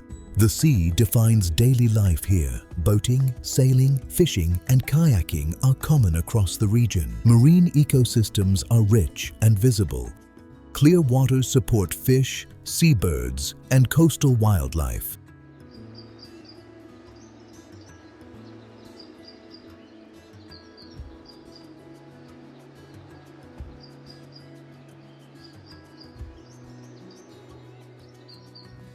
Human settlement grew around natural harbors. Small towns developed where land met safe water access. The area holds strong historical significance.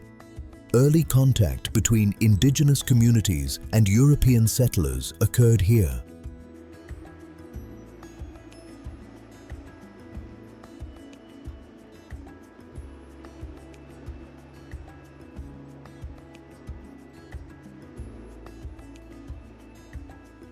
Today, the region balances heritage with outdoor living. History remains present without dominating the landscape. Food culture reflects local resources. Seafood, seasonal produce, and simple coastal meals are widely enjoyed.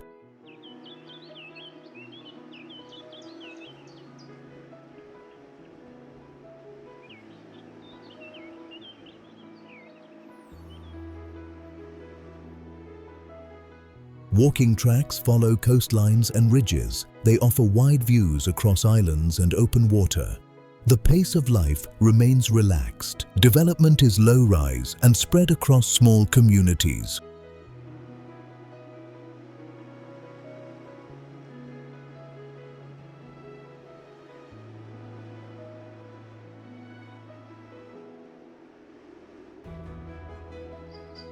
Tourism supports the regional economy. Visitor activity focuses on water access and natural scenery. Even during busy seasons, space feels abundant. Islands and bays disperse movement across the region.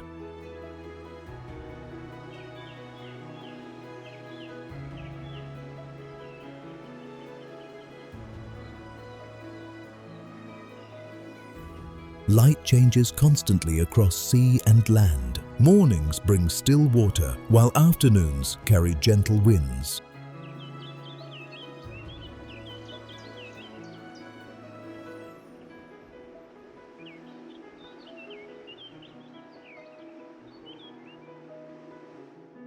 The Bay of Islands feels open and navigable. Water links places more than roads. Its appeal lies in simplicity. Land, sea, and sky meet without obstruction.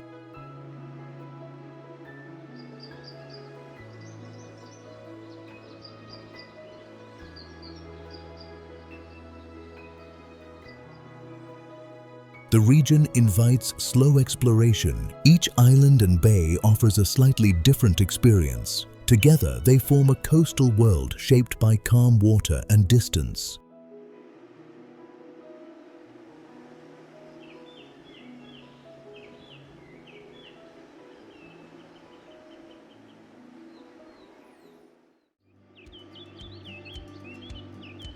Coromandel Peninsula.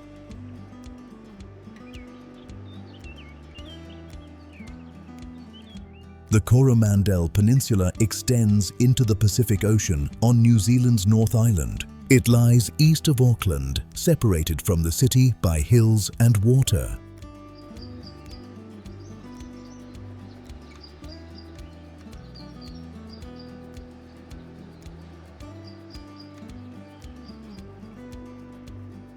A mountain range runs along the peninsula's spine. These ridges divide the coast into distinct eastern and western landscapes. Eastern shores are sheltered and inviting.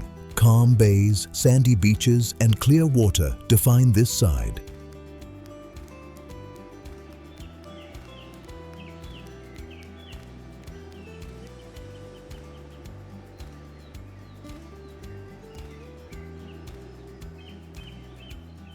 The western coast feels more rugged. Rocky headlands and dense native forest create a wilder character. The peninsula's history is shaped by natural resources. Gold mining once drove settlement and left traces across the hills.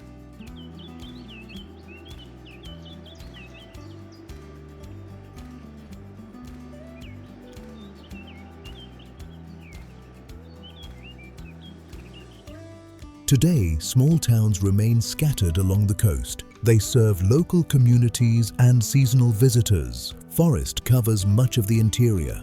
Ancient trees, ferns, and birdlife thrive in protected reserves.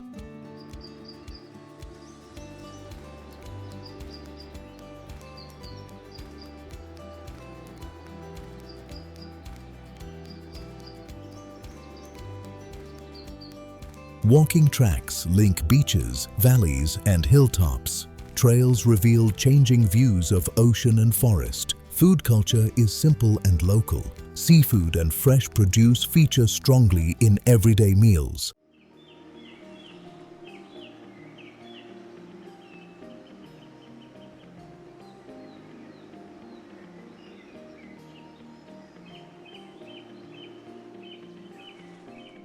The economy blends tourism with small-scale livelihoods. Fishing, hospitality, and crafts support residents. Beaches vary widely in character. Some are lively and accessible, others remain quiet and remote.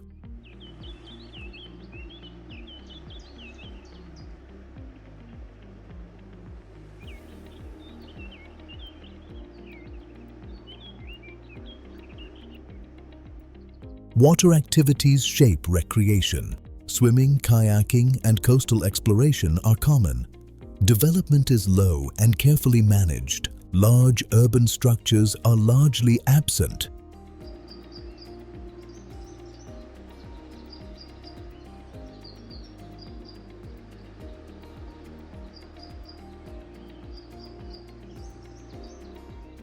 The pace of life feels unhurried. Time follows tides and daylight rather than schedules. Coromandel's appeal lies in contrast. Forest meets sea within short distances.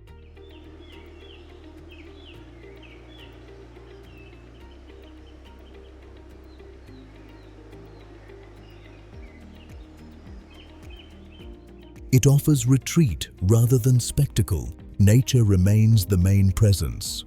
The peninsula invites exploration without urgency. Each bay and track reveals a quieter side of New Zealand.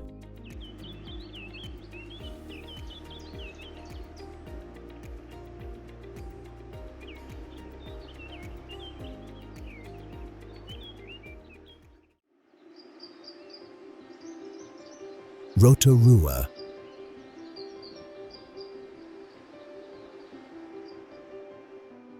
Rotorua is a city in the central North Island of New Zealand. It sits on the edge of a large lake within an active geothermal zone.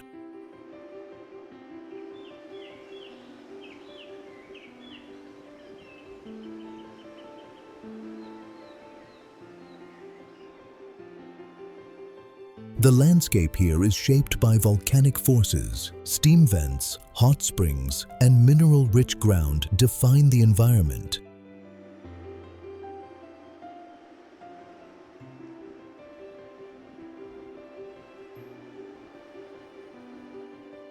Geothermal activity is visible across the city. Warm earth, rising mist, and sulfur scents mark many open areas.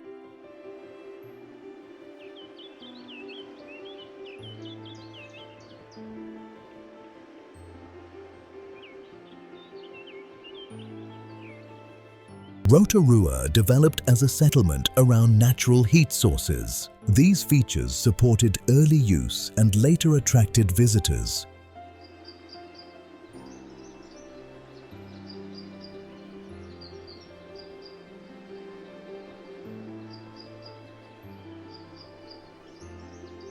The city's location places it between forests and lakes. Surrounding hills and water create a contained natural setting.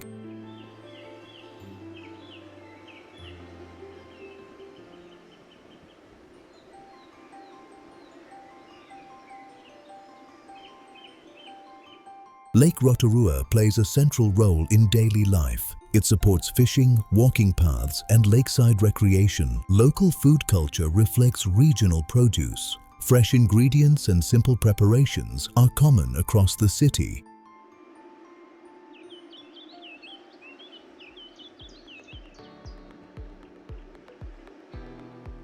Tourism is a major economic driver. Geothermal landscapes and outdoor access draw steady visitor numbers.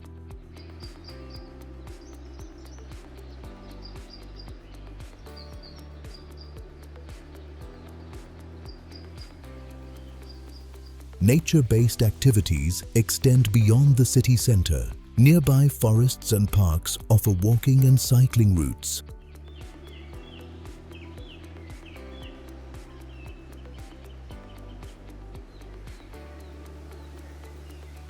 The urban area remains moderate in size. Most neighborhoods are low-rise and closely connected. Seasonal weather adds variation. Cool mornings and warm afternoons are common throughout the year.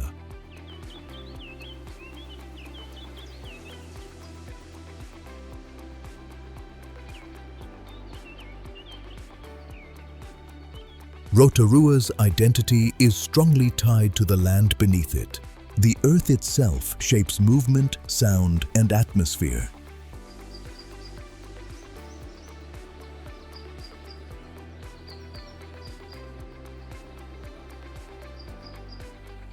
The city feels alive with natural processes. Heat and water are constant companions. Rotorua offers a distinct experience.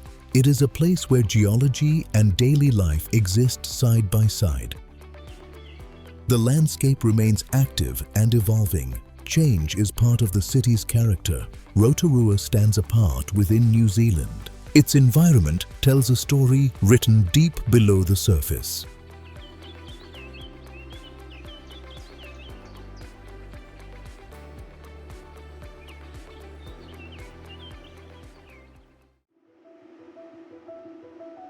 Cook Islands.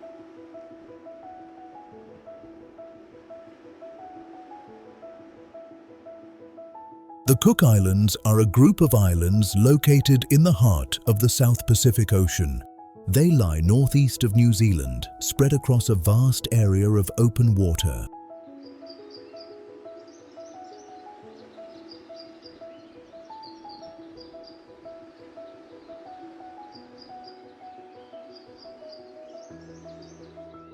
The archipelago includes 15 main islands. These are divided into the northern group and the southern group. Geography varies widely between islands. Some are volcanic and mountainous, while others are low coral atolls.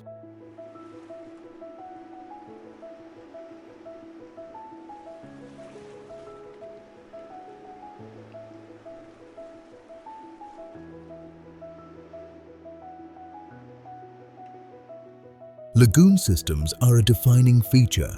Clear turquoise waters surround reefs that protect calm inner seas. Human settlement developed around coastlines. Villages formed near lagoons, freshwater sources, and fertile land.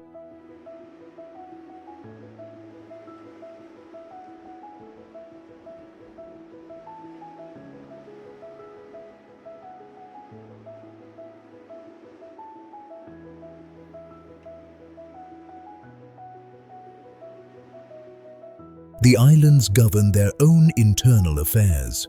They maintain a close partnership with New Zealand for external support. Daily life remains closely tied to nature. Fishing, farming, and lagoon travel shape routine activities.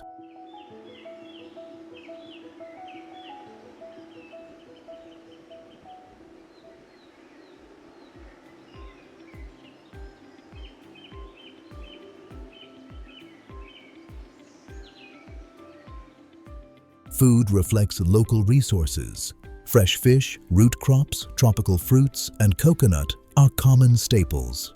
Cultural traditions are preserved through music and dance. Performance remains a central way of sharing history and identity.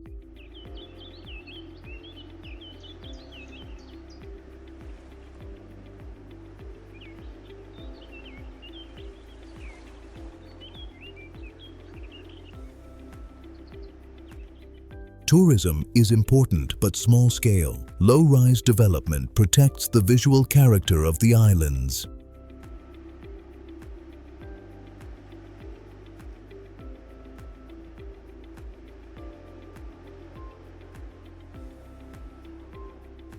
Transport between islands is limited. This reinforces local identity and a slower pace of life. Beaches are open and lightly developed. Many remain quiet even during peak seasons.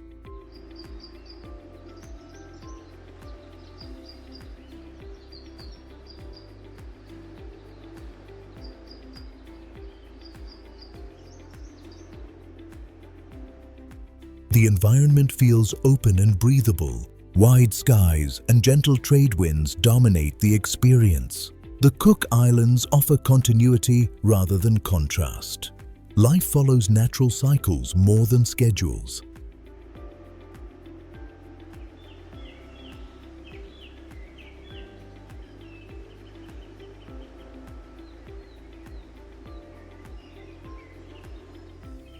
They provide a sense of calm rarely found elsewhere. Land, sea, and community exist in close balance.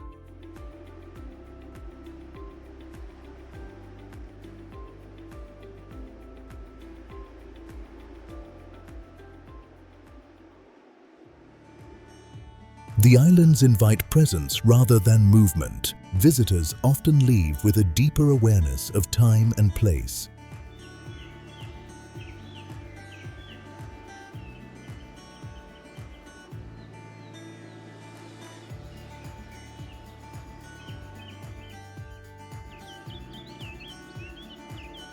Solomon Islands.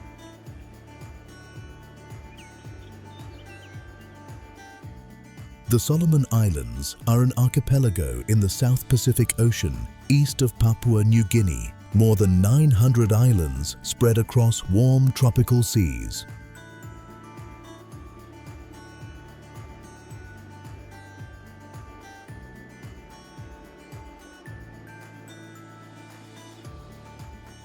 Geography is diverse and layered. Large mountainous islands rise from deep water, while smaller coral islands sit low and flat.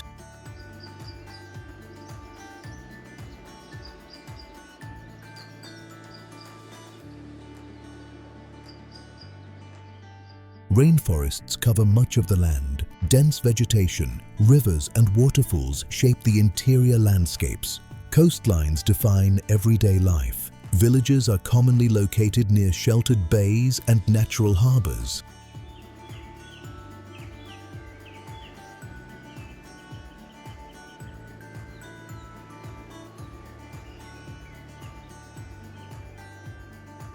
The sea supports livelihoods. Fishing and small-scale marine activity remain essential to local economies. Agriculture is practiced close to settlements. Root crops, fruits, and coastal gardens provide daily food sources.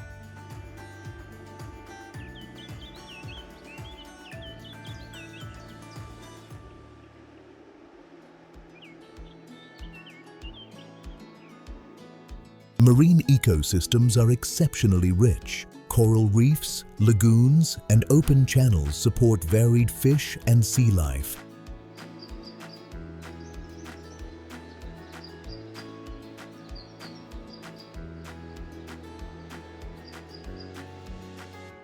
The islands hold historical significance. Events from the 20th century left traces on land and underwater.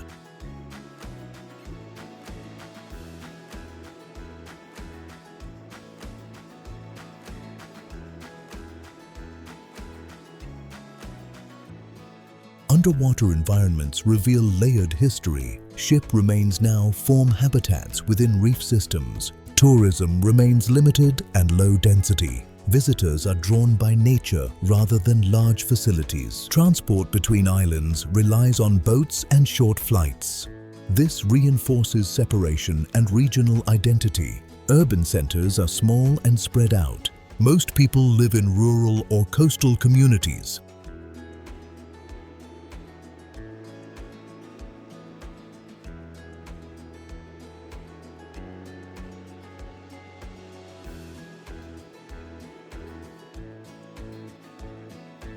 The pace of life is steady and unhurried. Daily routines follow daylight, tides, and weather. The Solomon Islands feel expansive and quiet. Distance shapes perception and movement.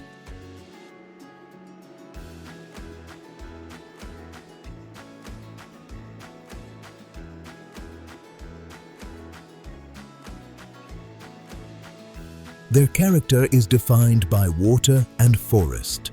Land and sea exist in constant interaction. The islands offer immersion rather than spectacle. Nature remains the dominant presence. They represent a Pacific landscape shaped by isolation and continuity.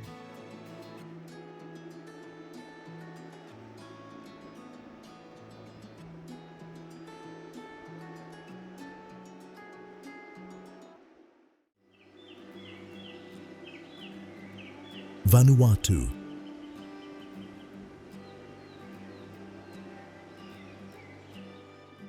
Vanuatu is an island nation located in the southwestern Pacific Ocean. It consists of more than 80 islands stretching in a north to south chain.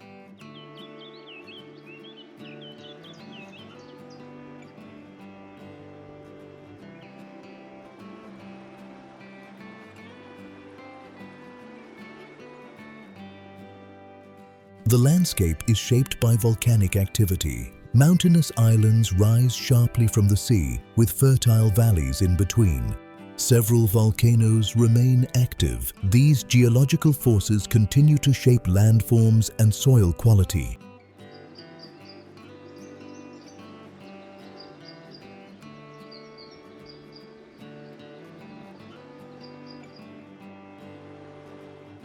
Coastlines vary widely across the archipelago. Some islands feature coral reefs and lagoons, while others have steep rocky shores.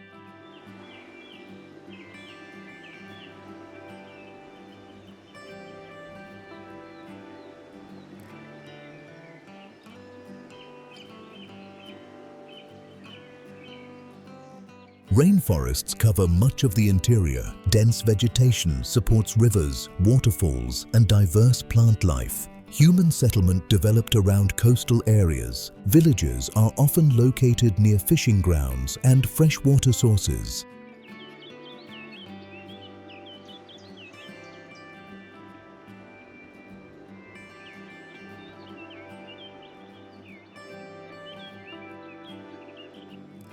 The economy relies on agriculture, fishing, and tourism. Crops such as root vegetables and tropical fruits support local livelihoods.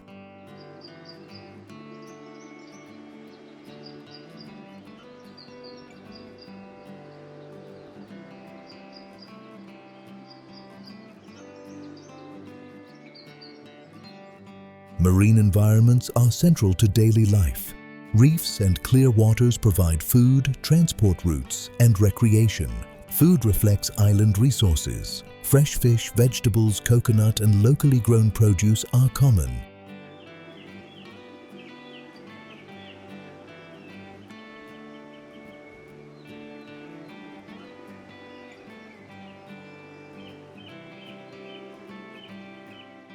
Cultural traditions remain strong across the islands. Languages, customs, and community practices vary from island to island.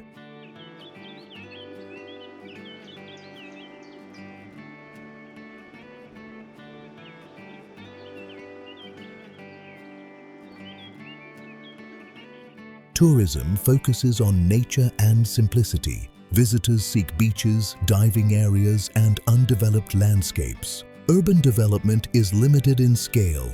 Most areas retain a rural and village-centered character.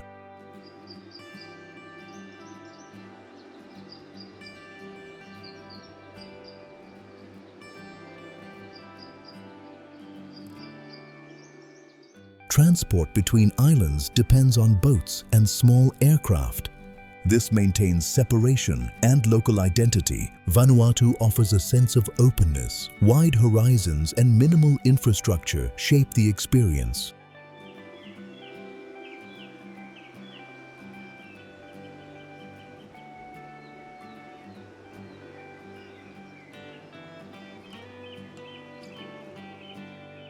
The pace of life follows natural rhythms.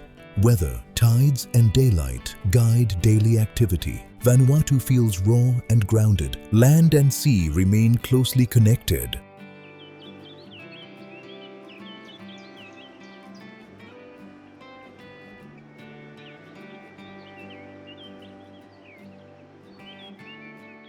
It offers exploration without excess.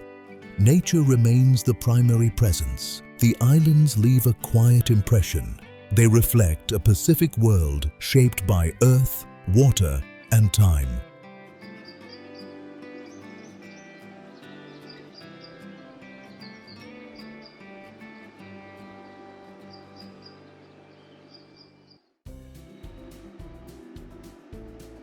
Norfolk Island.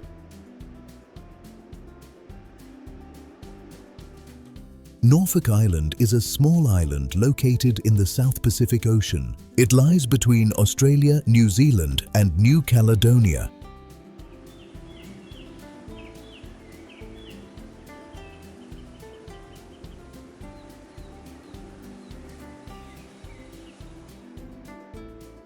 The island rises sharply from the sea. Cliffs surround much of the coastline with limited natural harbours.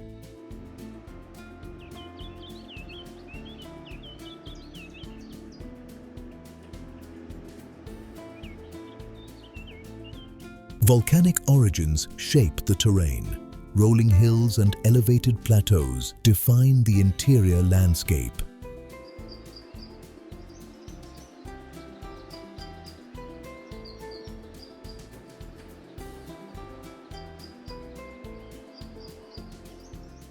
Norfolk Island has a complex human history. It was used as a remote settlement during the 19th century.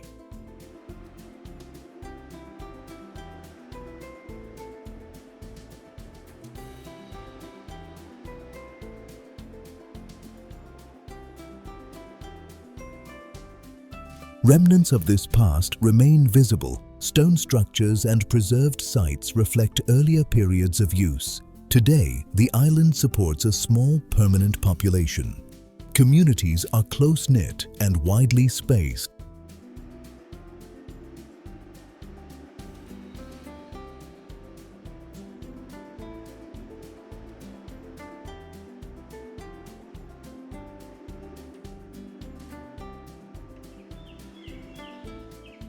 Agriculture plays a supporting role in daily life. Small-scale farming provides produce for local consumption. The surrounding ocean remains central to the island's identity. Fishing and coastal activity shape everyday routines.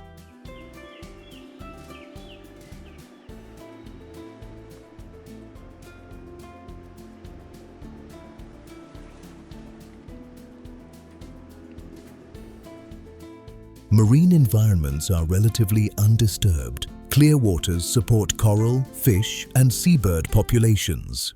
Tourism is limited and carefully managed. Visitors are drawn by scenery, quietness, and isolation.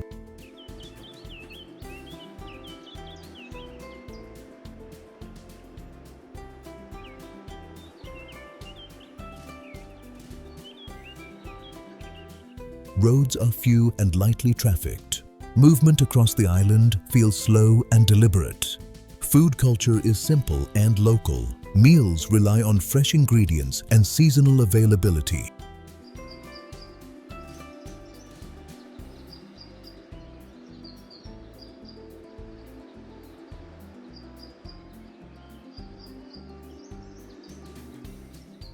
The pace of life is noticeably calm. Time feels shaped by daylight and weather rather than schedules.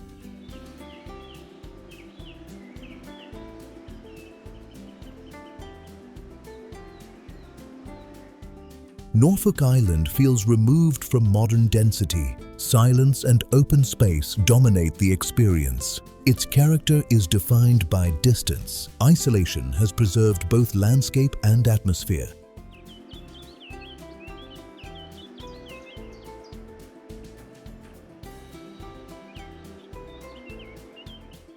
The island offers reflection rather than activity. Land and sea exist without urgency. Norfolk Island leaves a quiet impression. It is shaped by history, geography, and sustained stillness.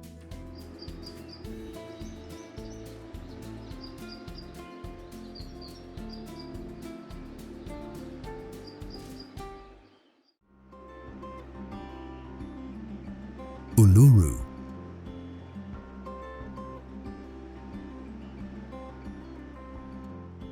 Uluru rises from the Red Plains of Australia's Northern Territory. It stands alone within a vast desert landscape, commanding attention through scale and isolation.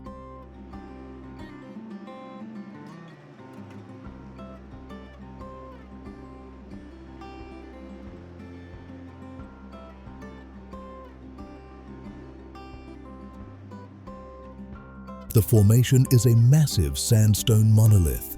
It reaches about 348 meters / 1,142 feet above the surrounding plain.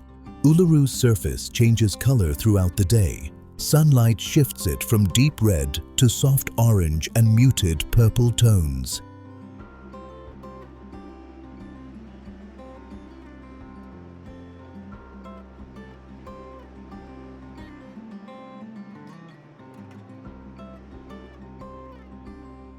Geology defines its shape and presence. Millions of years of erosion sculpted grooves, caves, and smooth faces. The area around Uluru is largely flat and open. Low vegetation and wide skies emphasize the monolith's size.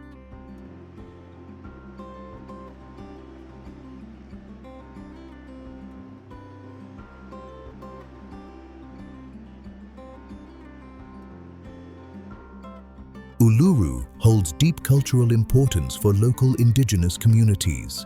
It is closely connected to stories, law, and traditional knowledge systems. These connections influence how the site is managed today.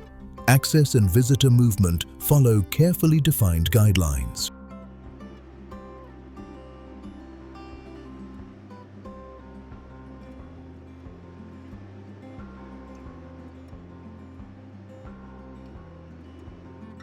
Wildlife adapts to harsh desert conditions. Reptiles, birds, and small mammals live among rocks and sparse plants. The climate is extreme and dry. Daytime heat contrasts sharply with cooler desert nights.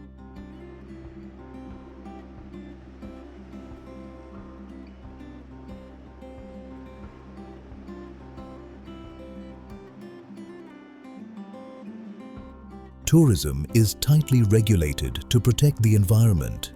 Infrastructure remains minimal to preserve visual and ecological balance.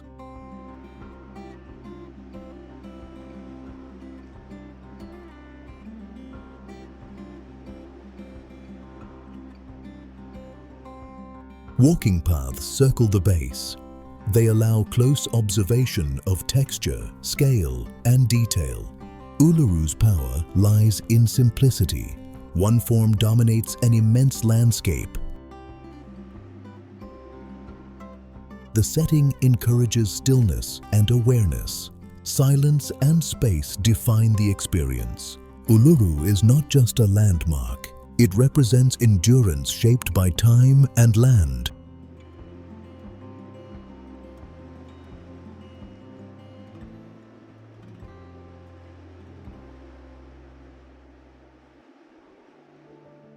Its presence feels permanent and grounding. Few places express scale and restraint so clearly.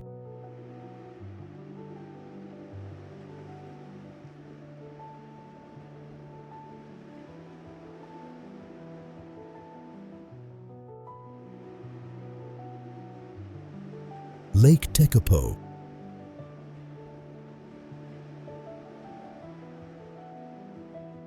Lake Tekapo sits in the Mackenzie Basin of New Zealand's South Island. It lies at about 710 meters / 2,329 feet above sea level, surrounded by open alpine terrain.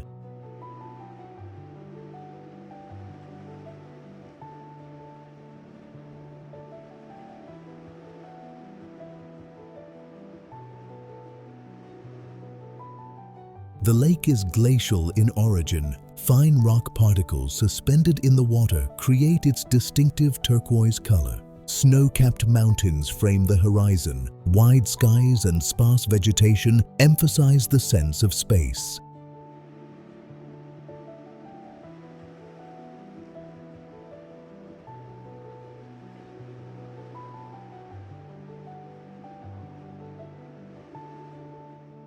Tekapo developed as a small service settlement. Its location connected inland routes between eastern and western regions. The surrounding land is dry and expansive. Braided rivers and tussock grasslands define the basin landscape.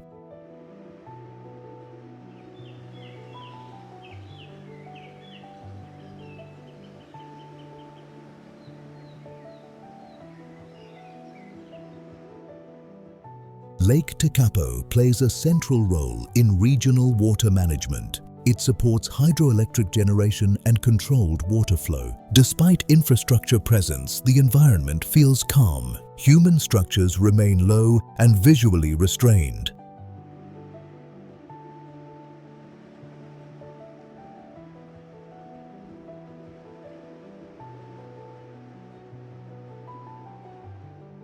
Outdoor activity centers on the lake and nearby plains. Walking paths and shoreline access allow slow exploration.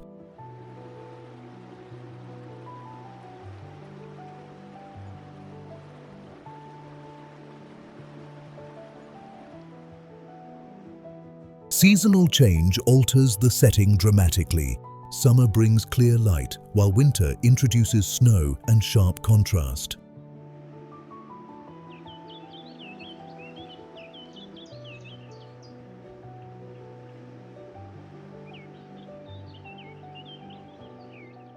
The area is known for exceptionally dark night skies. Minimal light pollution allows clear visibility of stars and constellations.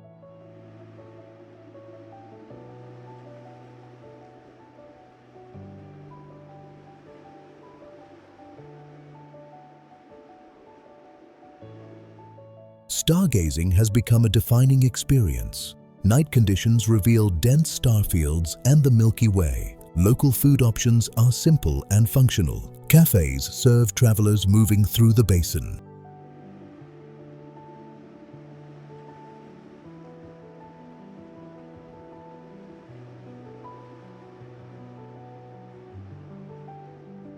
Population remains small throughout the year. This preserves openness and quiet movement. Lake Tekapo's appeal lies in clarity. Water, air, and land feel sharply defined.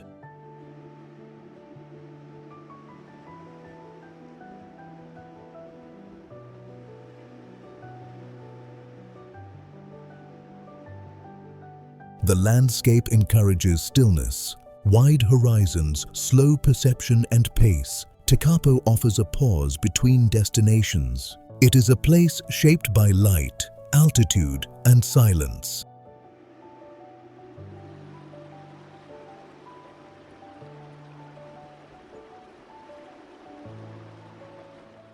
The lake leaves a lasting impression through restraint.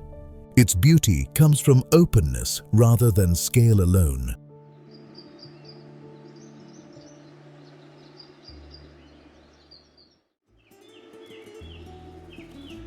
Brisbane.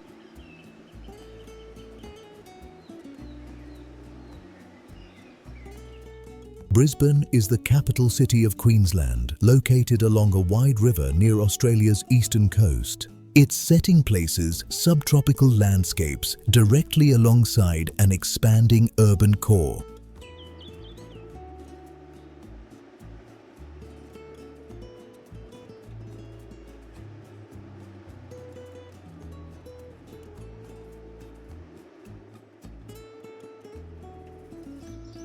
The Brisbane River shapes the city's form. It curves through the centre, creating waterfront districts and open public spaces.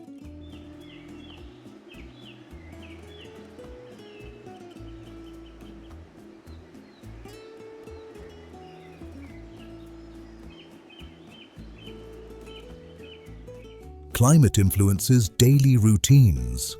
Warm temperatures and long daylight hours encourage outdoor living year-round.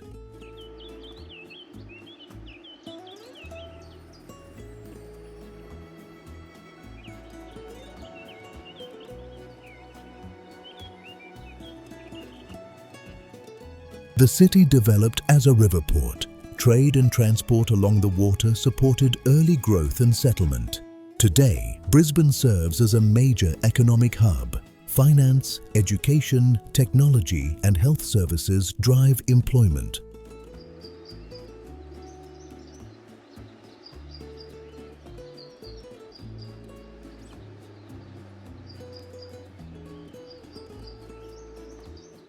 Urban design emphasizes openness. Low-rise neighborhoods and green corridors soften the city's scale. Cultural life is active and accessible. Museums, galleries, and performance spaces cluster near the river.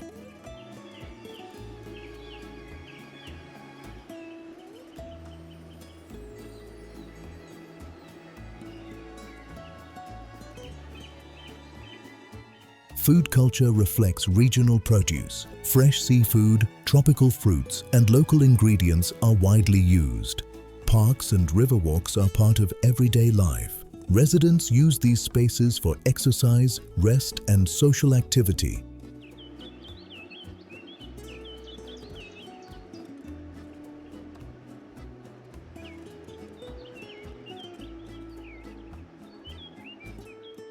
Nature remains close to the city. Bushland reserves and coastal areas sit within short travel distances. Transport combines road, rail, and river systems. Ferries remain a practical and scenic option.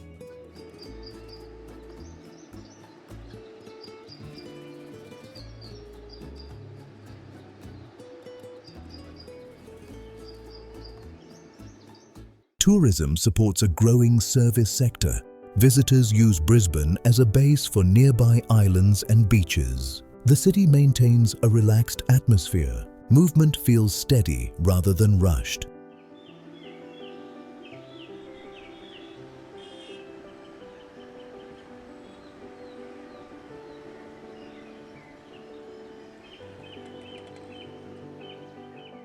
Brisbane balances growth with livability. Urban expansion remains connected to natural features.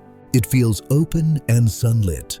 Water, greenery, and space define the experience.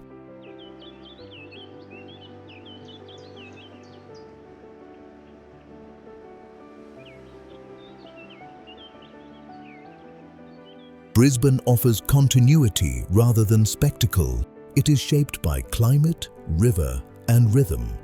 The city leaves a calm impression. It reflects a subtropical lifestyle grounded in everyday comfort.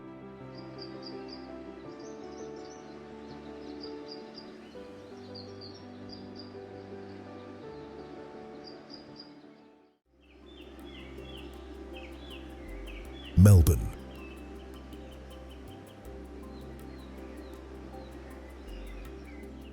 Melbourne is the capital of Victoria, located on Australia's southeastern coast. It spreads around Port Phillip Bay, where land meets a broad, sheltered shoreline.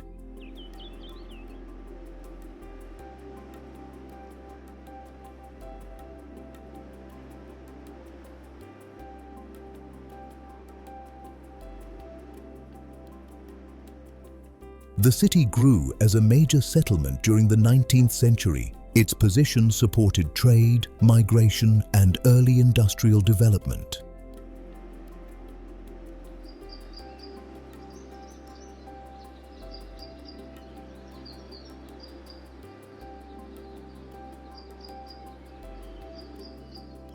Today, Melbourne is one of Australia's largest urban economies. Finance, education, design, and technology play key roles.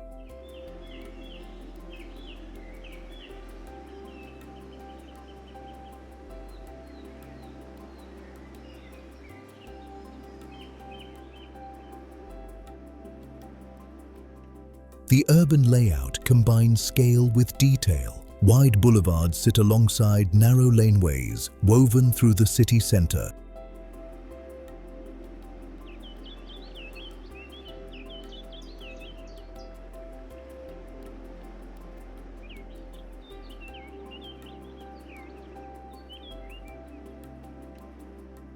Architecture reflects layered growth. Historic buildings stand next to modern towers and contemporary public spaces.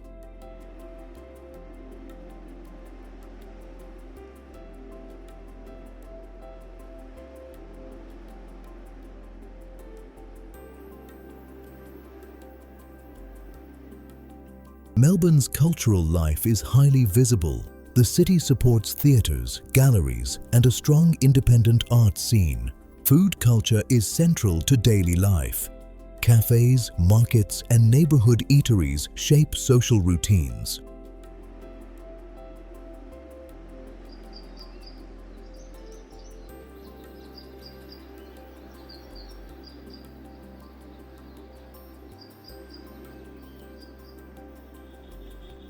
Public transport connects much of the metropolitan area.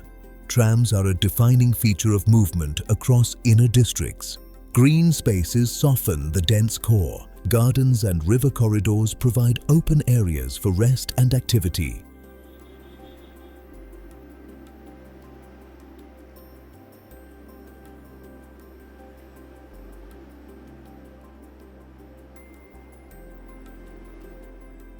The Yarra River flows through the city. It links business districts with parks and residential neighborhoods. Weather is changeable and influential. Shifting conditions affect how the city feels day to day.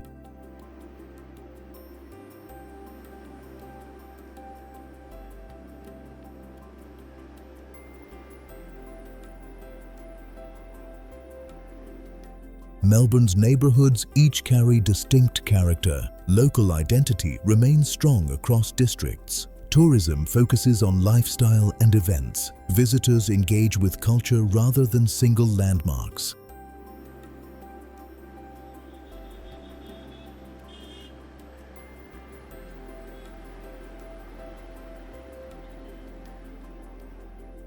The city values creativity and participation. Public life extends into streets and shared spaces.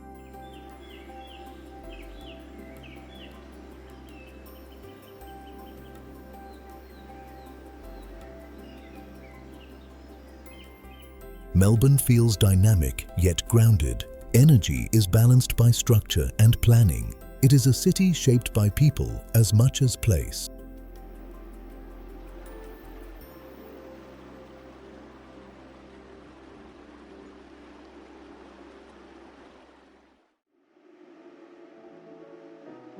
The Whitsundays.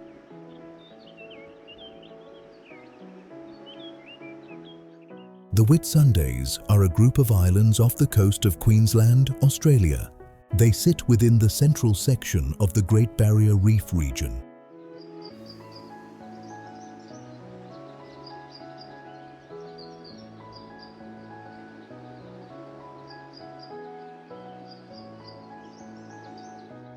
More than 70 islands form this archipelago. Most are uninhabited, covered with forested hills and protected shoreline.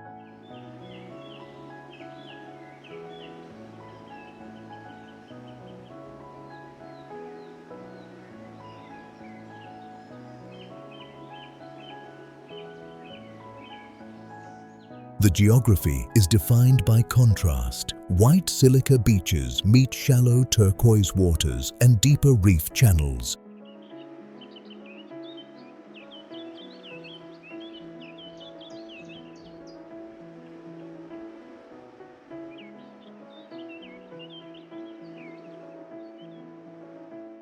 The islands were shaped by rising sea levels. Hilltops became islands as valleys flooded thousands of years ago.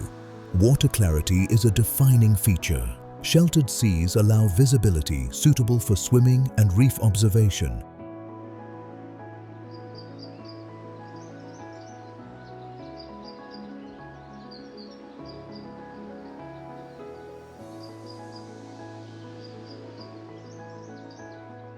Marine ecosystems thrive around the islands. Coral reefs, seagrass meadows, and fish species coexist close to shore. Tourism activity is primarily water-based. Sailing, snorkeling, and short island stays dominate visitor movement.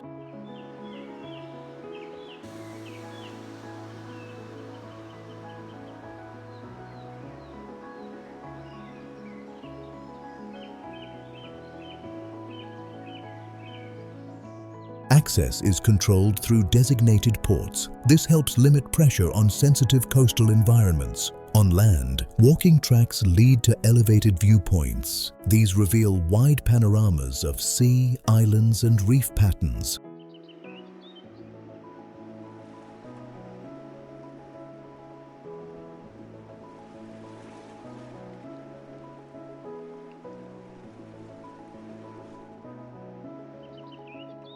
Food services are small-scale and resort-based. Meals emphasize fresh seafood and simple regional ingredients.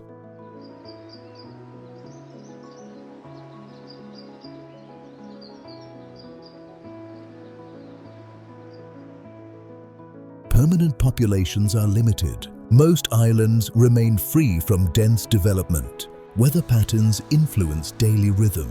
Calm mornings often give way to afternoon sea breezes.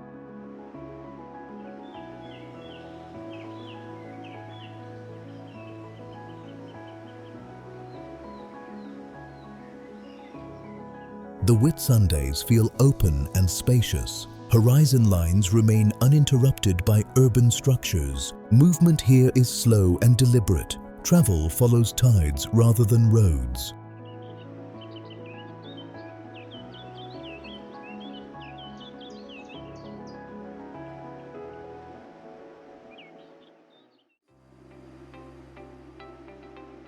Eyre Peninsula.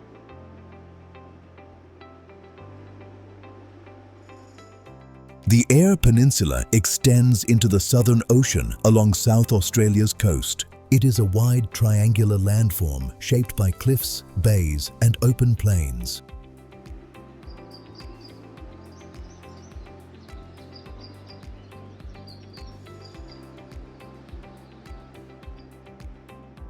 Cold, nutrient-rich waters meet the shoreline here. These conditions support productive marine ecosystems close to land. Fishing has long defined the region's economy.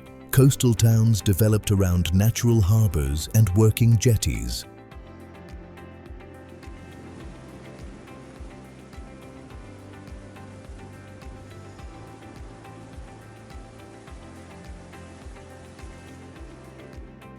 Seafood is a central part of daily life. Fresh catches are processed locally and supplied across the country. The coastline changes constantly. Sheltered coves alternate with exposed headlands facing powerful swells.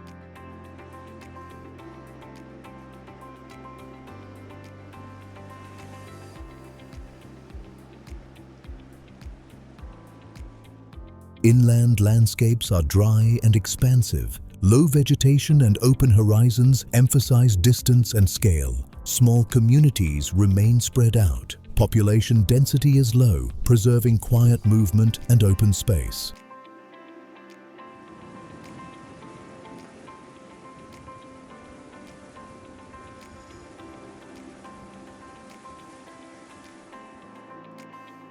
Road travel connects towns across long stretches. Journeys reveal salt lakes, farmland, and coastal views. Wildlife is visible along land and sea.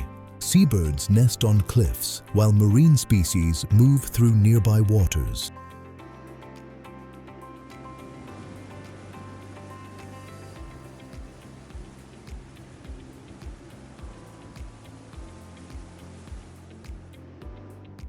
Beaches are often empty and undeveloped. Many stretches remain accessible only by unsealed roads. Outdoor activity centers on the natural setting. Coastal walks, fishing, and wildlife observation are common.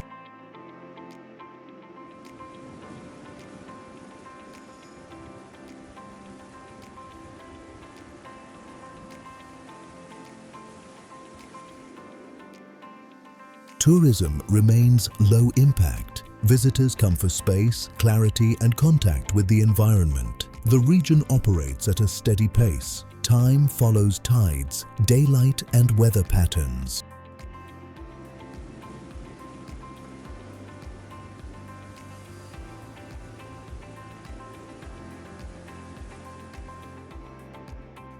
The Eyre Peninsula feels elemental.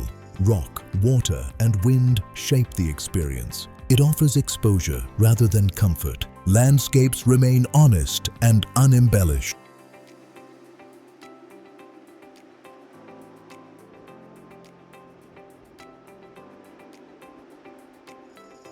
The peninsula leaves a lasting impression. It reflects Australia's southern edge in its rawest form.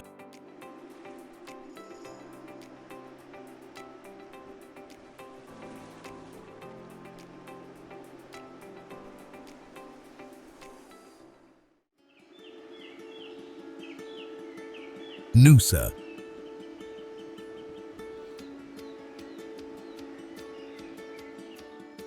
Noosa is a coastal town on Queensland's Sunshine Coast. It sits between protected beaches, headlands, and a calm river system.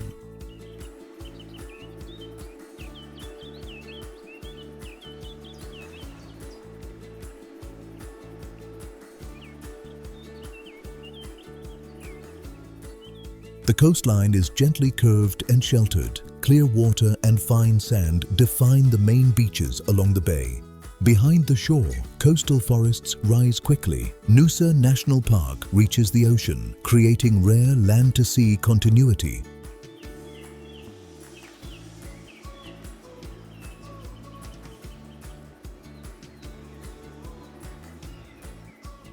Walking tracks follow rocky headlands. They reveal wide ocean views, quiet coves, and native vegetation.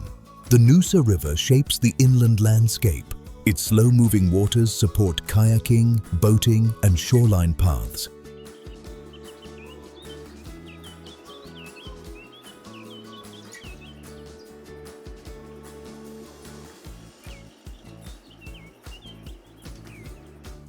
Settlement developed with careful planning. Low-rise buildings preserve sightlines and coastal scale. The town centre remains compact and walkable. Shops, cafes, and public spaces cluster near the water.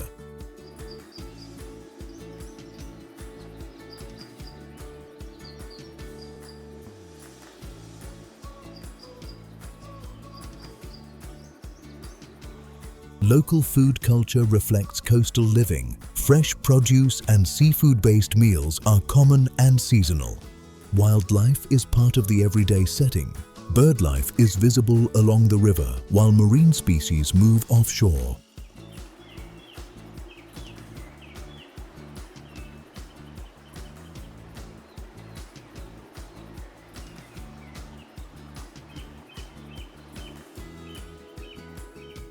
The climate is mild and consistent. Warm days and cooler evenings support year-round outdoor activity. Tourism plays a key economic role. Visitors are drawn by beaches, nature access, and relaxed movement.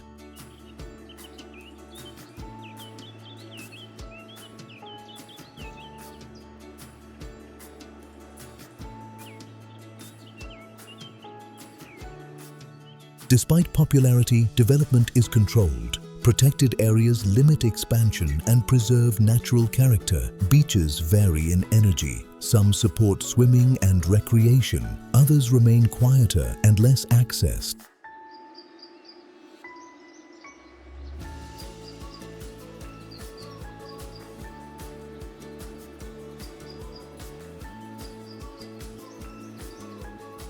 The pace of life is unhurried. Daily routines follow daylight, tides, and weather. Noosa feels balanced and deliberate. Nature frames the town rather than the reverse.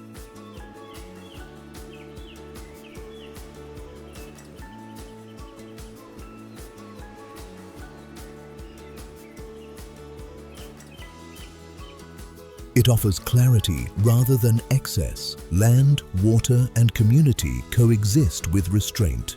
Noosa leaves a calm impression. It reflects coastal Australia shaped by care and continuity.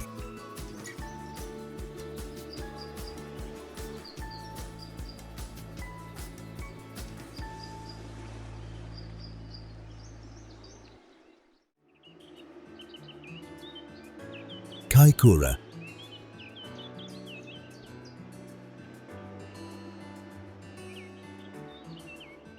Kaikoura is a small coastal town on New Zealand's South Island. It sits where mountains descend sharply into the Pacific Ocean.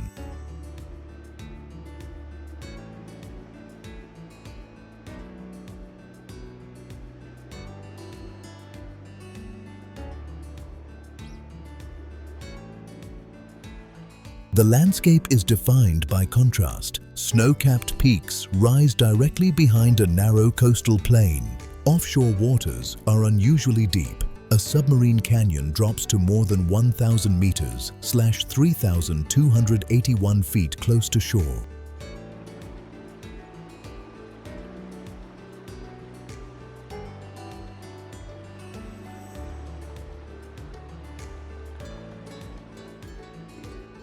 This geography shapes marine life patterns. Nutrient-rich currents support a dense and diverse ocean ecosystem.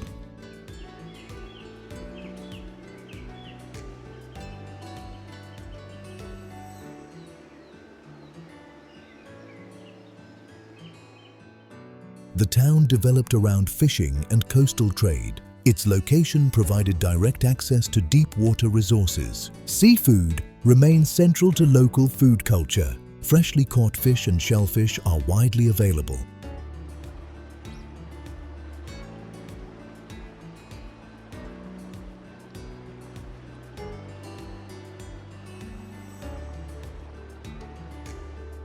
Kaikoura's coastline is rugged and exposed. Rocky headlands and wave-cut platforms define much of the shore. Walking paths trace the edge of land and sea. They offer uninterrupted views of ocean and mountain horizons.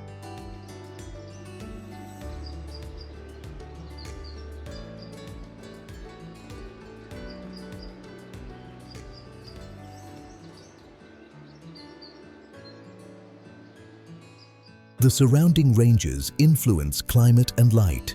Clear days bring sharp visibility, while clouds move quickly across peaks. Urban development remains limited in scale. Most buildings are low-rise and spread along the coast.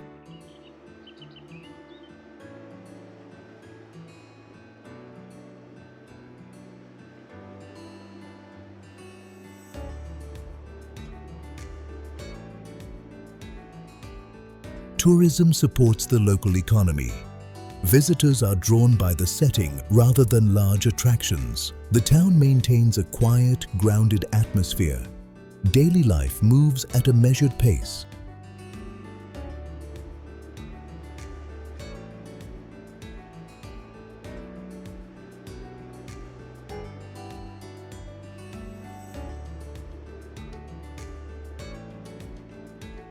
Transport routes connect Kaikoura along the coast.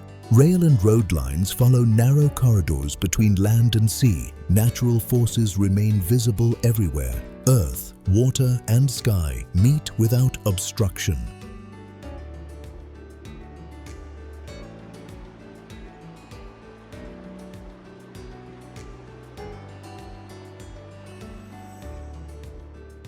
Kaikoura feels elemental and exposed. Few places show such immediate interaction between mountain and ocean.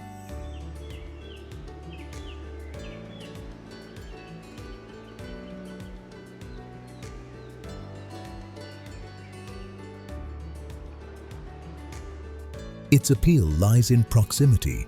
Deep sea, high peaks, and human settlement exist within a small space. Kaikoura offers clarity of place. Geography shapes experience in direct and lasting ways.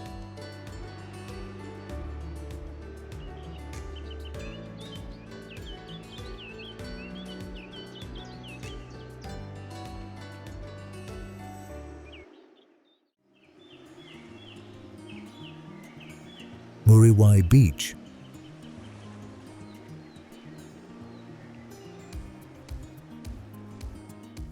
Moorea Beach lies on the west coast of New Zealand's North Island. It is located about 40 kilometers/25 miles northwest of central Auckland.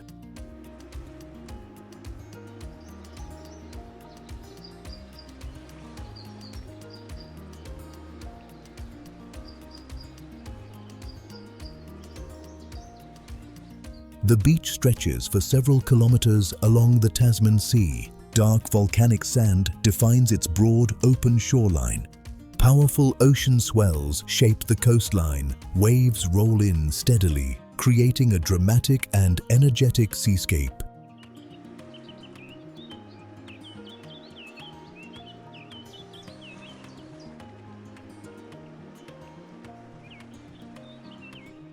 Cliffs rise at the southern end of the beach. They provide elevated views across the ocean and coastline. These cliffs support large seabird colonies. Gannets nest here seasonally, forming one of the area's most notable natural features.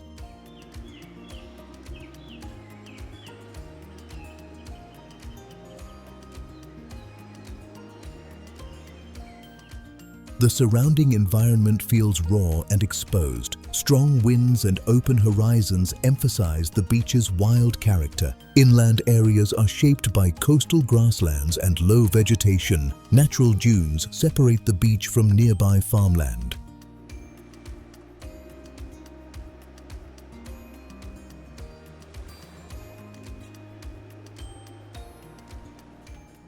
Human development remains minimal. Facilities are limited, preserving the beach's natural scale. Walking along the shoreline reveals constant change. Light, cloud, and tide alter the appearance throughout the day.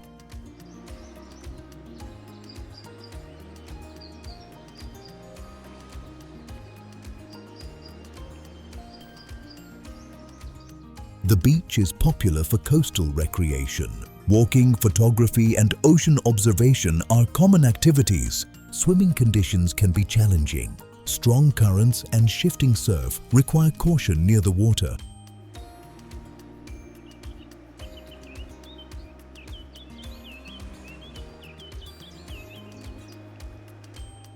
Moorea's appeal lies in openness. Space, sound, and movement dominate the experience. The atmosphere feels untamed and direct. Nature is present without barriers.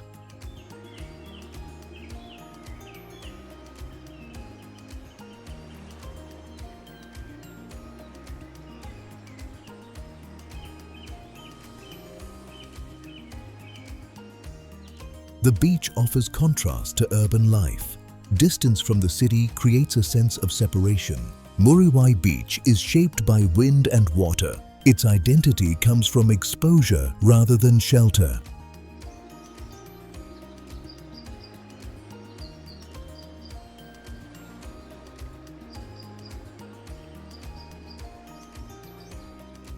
The landscape leaves a strong impression. It reflects New Zealand's rugged western edge clearly and honestly.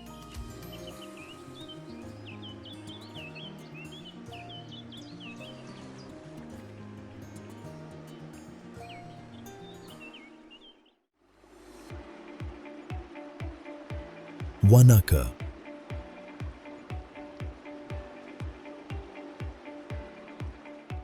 Wanaka is a lakeside town in New Zealand's South Island. It sits on the southern shore of Lake Wanaka, framed by wide alpine valleys.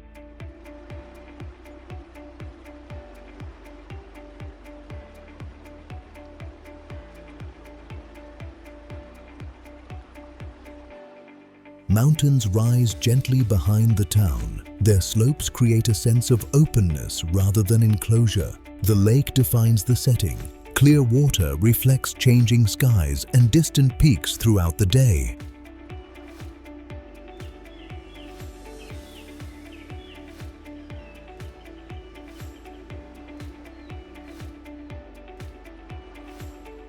Wanaka developed as a small service settlement. Its growth followed farming routes and seasonal movement through the region.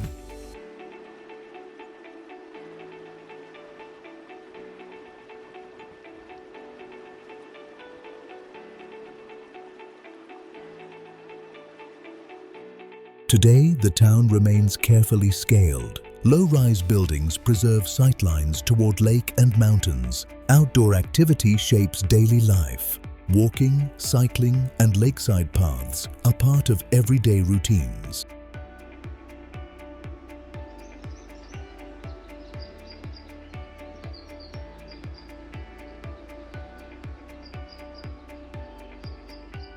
The surrounding landscape supports year-round movement. Summer brings hiking and water access, while winter introduces alpine snow nearby.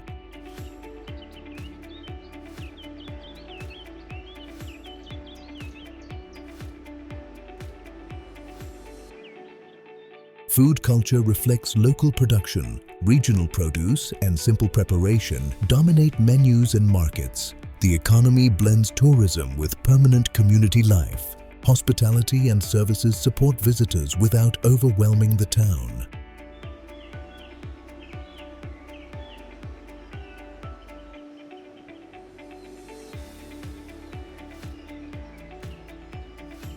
Light plays a central role in the experience. Early mornings are calm, while evenings soften the landscape. Wind patterns remain gentle compared to nearby basins. This adds to the town's sense of comfort and balance.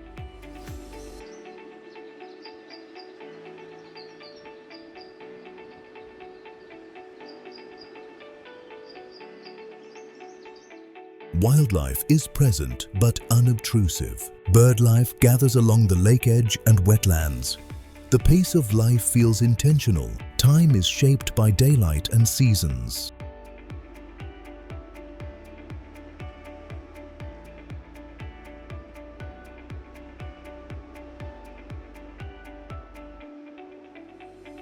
Wanaka offers space rather than spectacle. Views extend outward without interruption. The town encourages reflection. Silence and scale allow attention to settle.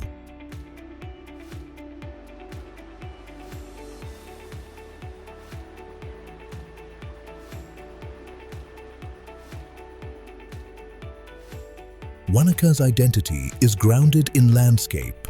Water, air, and land remain in steady conversation. It feels complete without excess, a place defined by clarity, calm, and continuity.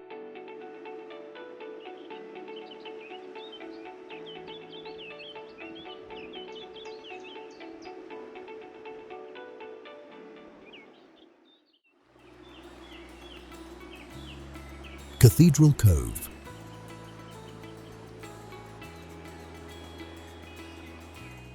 Cathedral Cove is a coastal landmark on the Coromandel Peninsula of New Zealand's North Island. It sits along a protected stretch of shoreline shaped by limestone cliffs.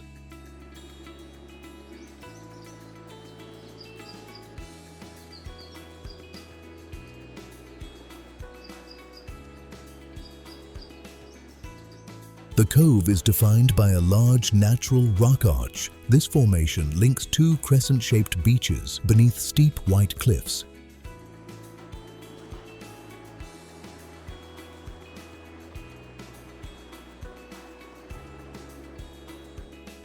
Geological forces shape the arch over thousands of years. Wind, waves, and salt erosion gradually carved the opening.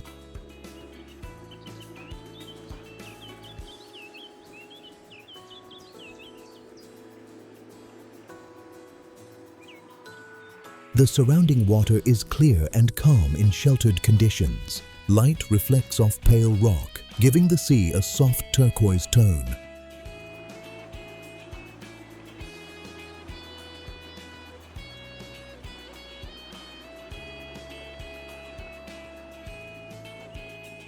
Access to Cathedral Cove is limited and deliberate. Visitors arrive by walking track, small boats, or guided water transport.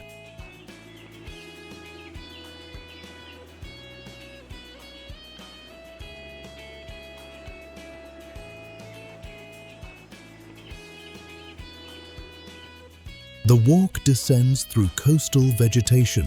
Native plants frame views of the open Pacific along the path. Once at the beach, space feels enclosed yet open. Cliffs rise behind, while the horizon remains visible through the arch.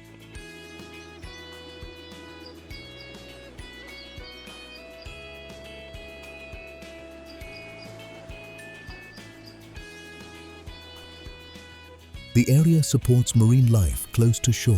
Fish move through shallow water near rock edges and reefs.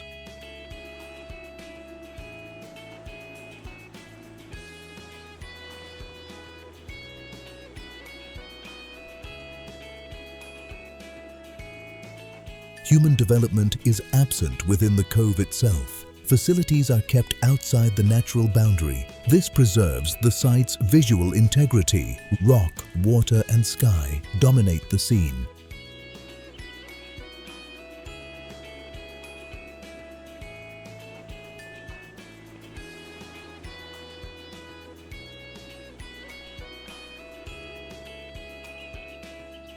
Activity remains gentle and observational. Swimming, photography, and quiet exploration are common. Tides influence the experience. Water level changes how the arch and shoreline appear.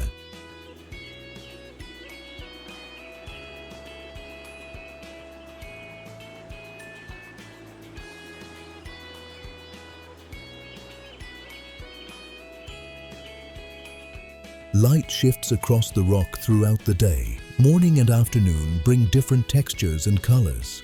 Cathedral Cove feels sculpted rather than constructed. Nature defines every line and opening.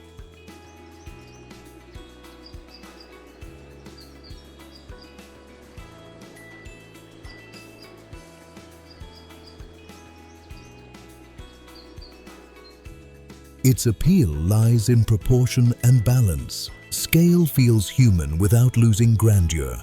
The site invites pause rather than movement. Stillness becomes part of the visit.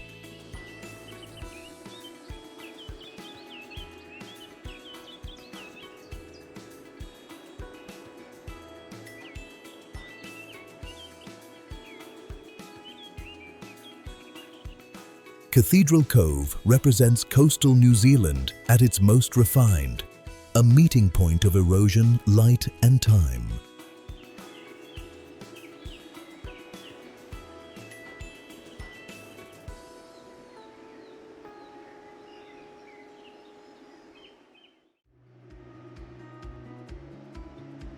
Moreton Island.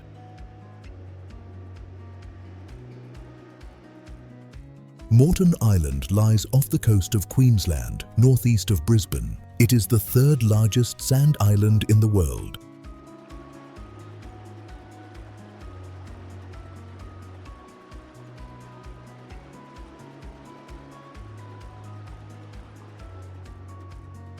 The island is formed almost entirely of sand. Its landscape developed over more than 400,000 years of natural deposition.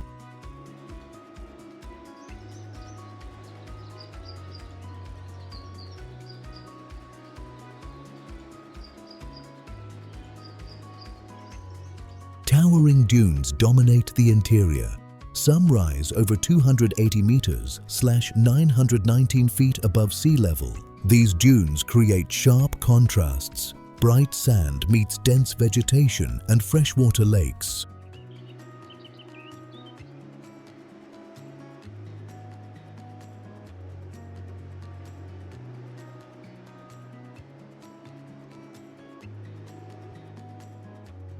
Moreton Island supports remarkably clear freshwater systems. Rain filters through sand layers, creating naturally purified lakes. Coastlines vary around the island. Calm bays contrast with exposed ocean-facing beaches.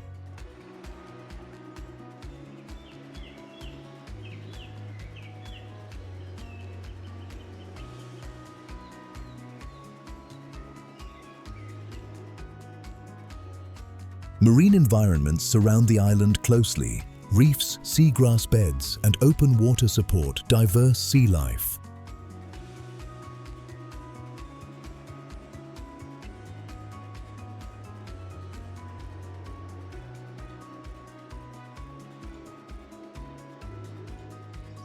The island's economy is shaped by conservation and recreation. Large areas are protected as national parkland.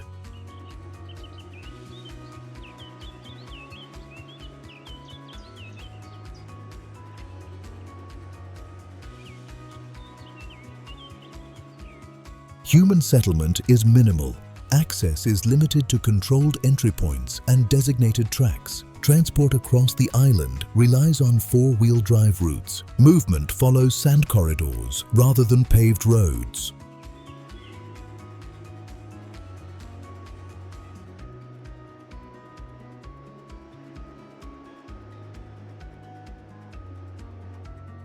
Outdoor activities focus on natural features. Swimming, snorkeling, sandboarding, and coastal exploration are common. Wildlife is part of the daily setting. Birdlife is especially visible near wetlands and shorelines.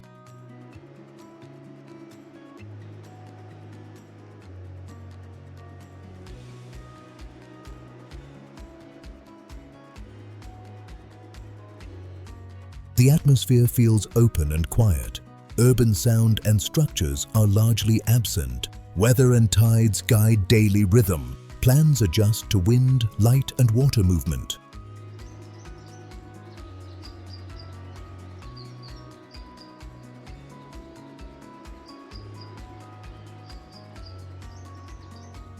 Moreton Island feels elemental. Sand, sea, and sky define the experience. Its scale creates perspective. Human presence feels small against the landscape.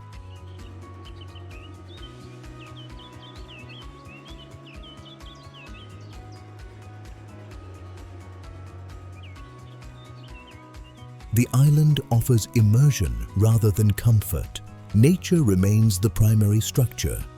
Moreton Island leaves a strong impression. It reflects coastal Australia shaped by time and restraint.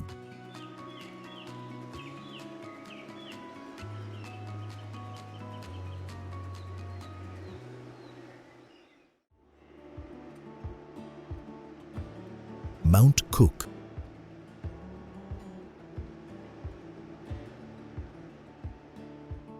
Mount Cook, also known as Aoraki, rises in the heart of New Zealand's South Island. It stands within a vast alpine landscape shaped by ice, rock, and altitude.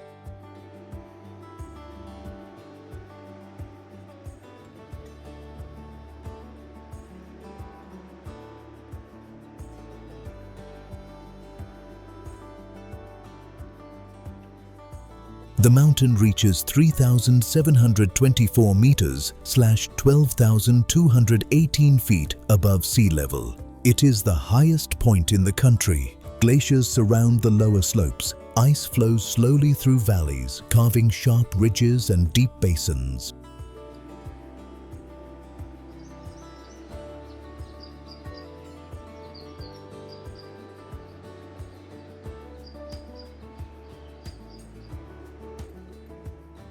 The terrain here is severe and exposed. Snow, wind, and sudden weather changes define conditions year-round. Mount Cook sits within a protected national park. Development is limited to preserve natural processes and scale.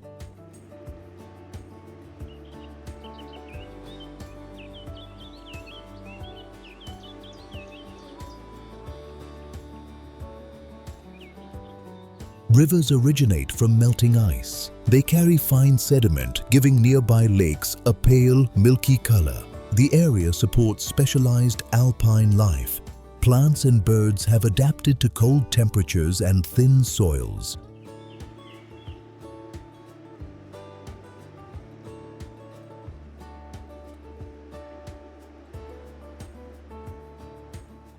Human presence remains minimal. Small facilities serve climbers, researchers, and short-term visitors. Walking tracks provide access to lower elevations. They allow close views of glaciers, rock faces, and open valleys.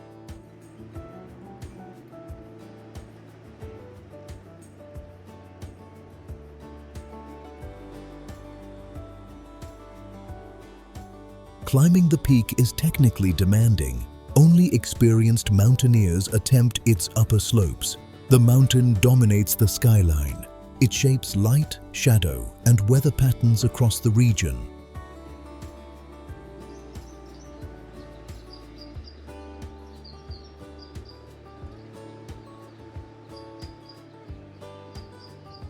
Sound is absorbed by snow and distance. Silence becomes part of the experience. The scale of Mount Cook alters perception. Human movement feels slow and deliberate.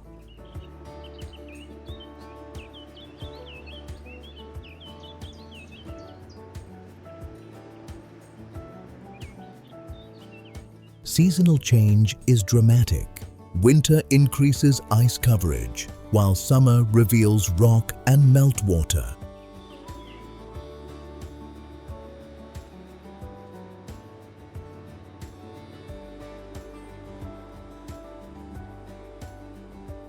Mount Cook represents Alpine New Zealand at its most raw. It is defined by elevation, exposure, and restraint. The mountain's presence is constant. It anchors the landscape in time and space.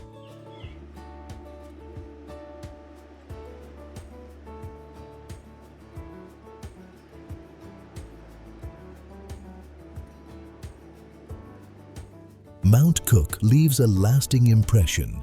It expresses the power of height and isolation clearly.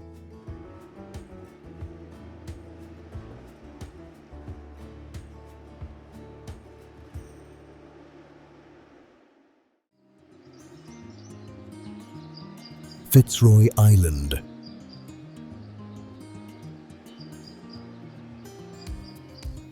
Fitzroy Island lies just off the coast of Queensland near the city of Cairns. It sits within the inner reaches of the Great Barrier Reef region.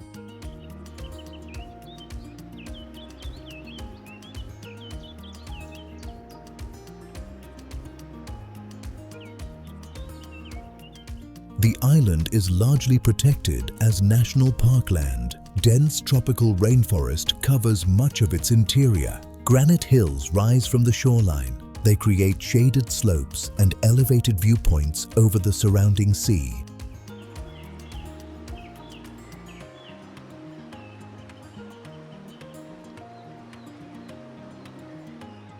Beaches vary around the island. Coral-fringed coves alternate with rocky headlands and small sandy stretches. Clear, shallow water defines the nearshore environment. Fringing reefs begin close to the beach, supporting visible marine life.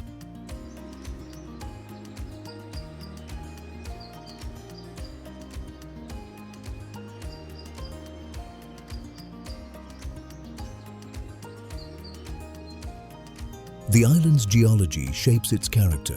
Ancient rock formations contrast with bright coral and pale sand. Walking tracks cross the island. Trails pass through forest and climb toward panoramic coastal views.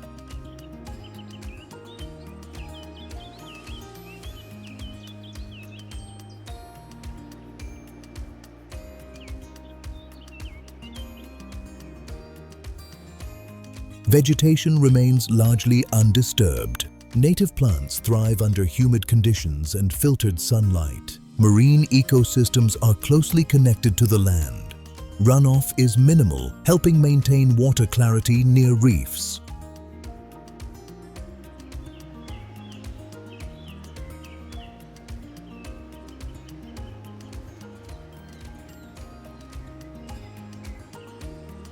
Human development is limited and concentrated. Facilities occupy a small area, preserving most natural space.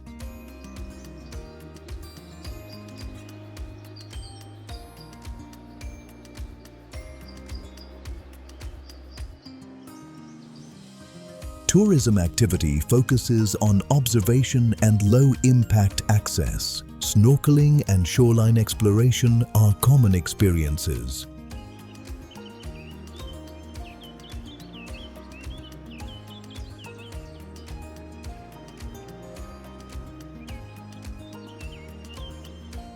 Wildlife is present both on land and sea. Birds, fish, and reef species appear throughout the day. The atmosphere feels contained and calm. Short travel distance contrasts with a strong sense of separation.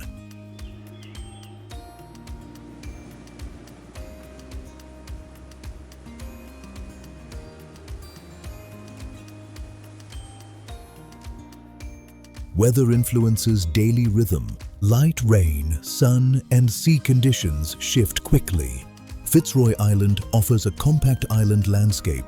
Forest, rock, and reef exist within close proximity.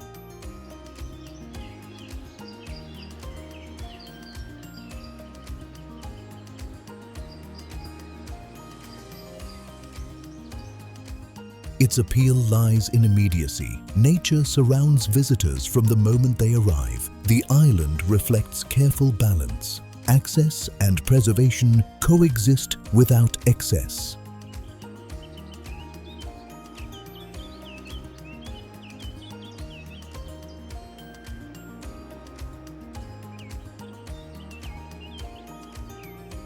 Fitzroy Island leaves a clear impression. It presents a reef island shaped by restraint and continuity.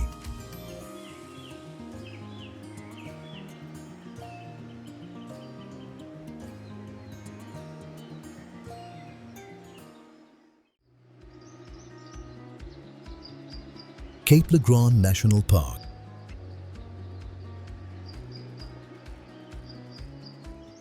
Cape Le Grand National Park lies on the southern coast of Western Australia, east of Esperance.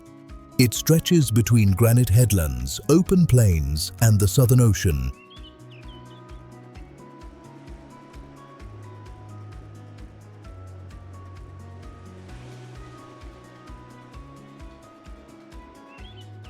The landscape is defined by contrast. Smooth white sand meets deep blue water beneath rounded granite peaks.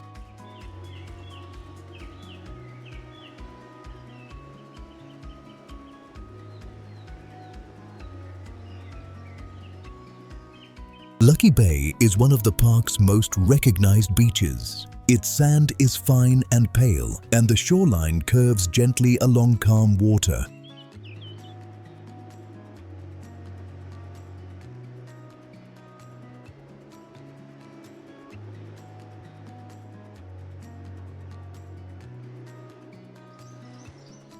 Granite formations rise close to the coast. They create sheltered bays and elevated viewpoints over the ocean.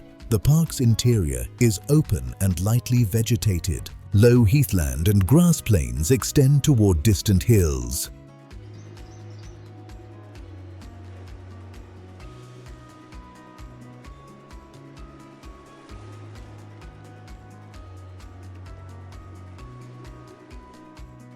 Wildlife is visible throughout the park. Kangaroos, birds, and small mammals move freely across beaches and scrub. Marine environments remain clear and relatively untouched. Shallow coastal waters support fish and nearshore marine life.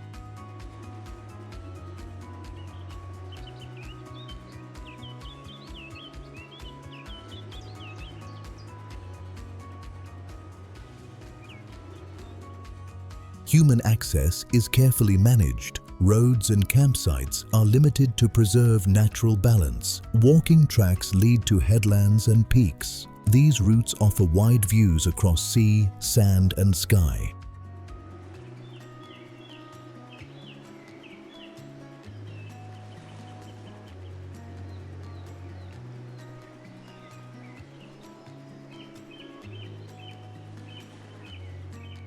Weather shapes the experience strongly. Clear days bring sharp light, while wind adds movement to the landscape. The park feels spacious and quiet. Large areas remain free from structures or crowds.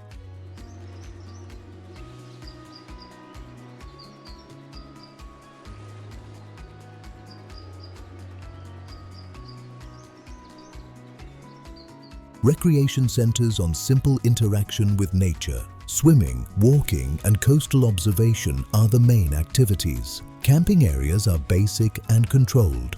Facilities support short stays without altering the environment.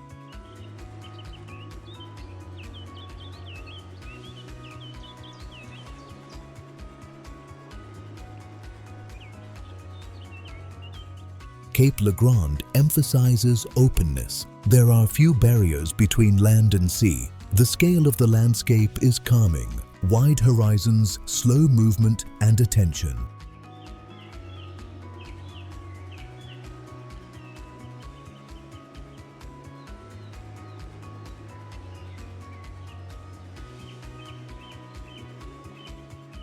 The park offers a sense of clarity. Color, form, and space remain clean and uncluttered.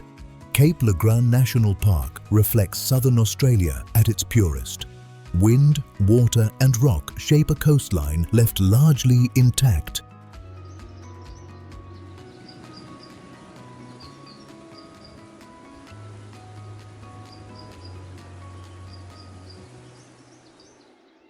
It is a collection of worlds shaped by oceans, fire, time, and tradition.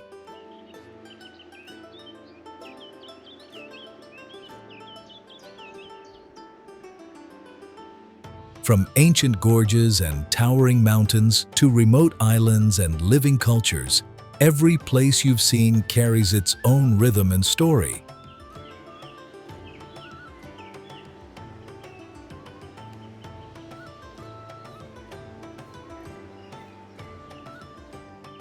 Some landscapes challenge you, some calm you, some stay with you long after the journey ends. And this is only a glimpse.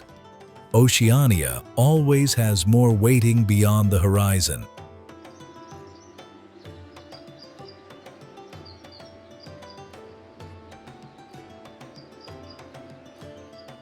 If this journey inspired you, Support the channel by liking the video.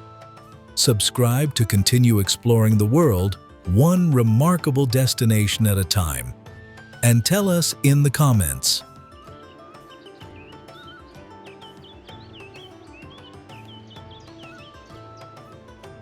Which place in Oceania would you visit first, and why? Your support is free, but it helps us travel further and bring you deeper stories from around the world.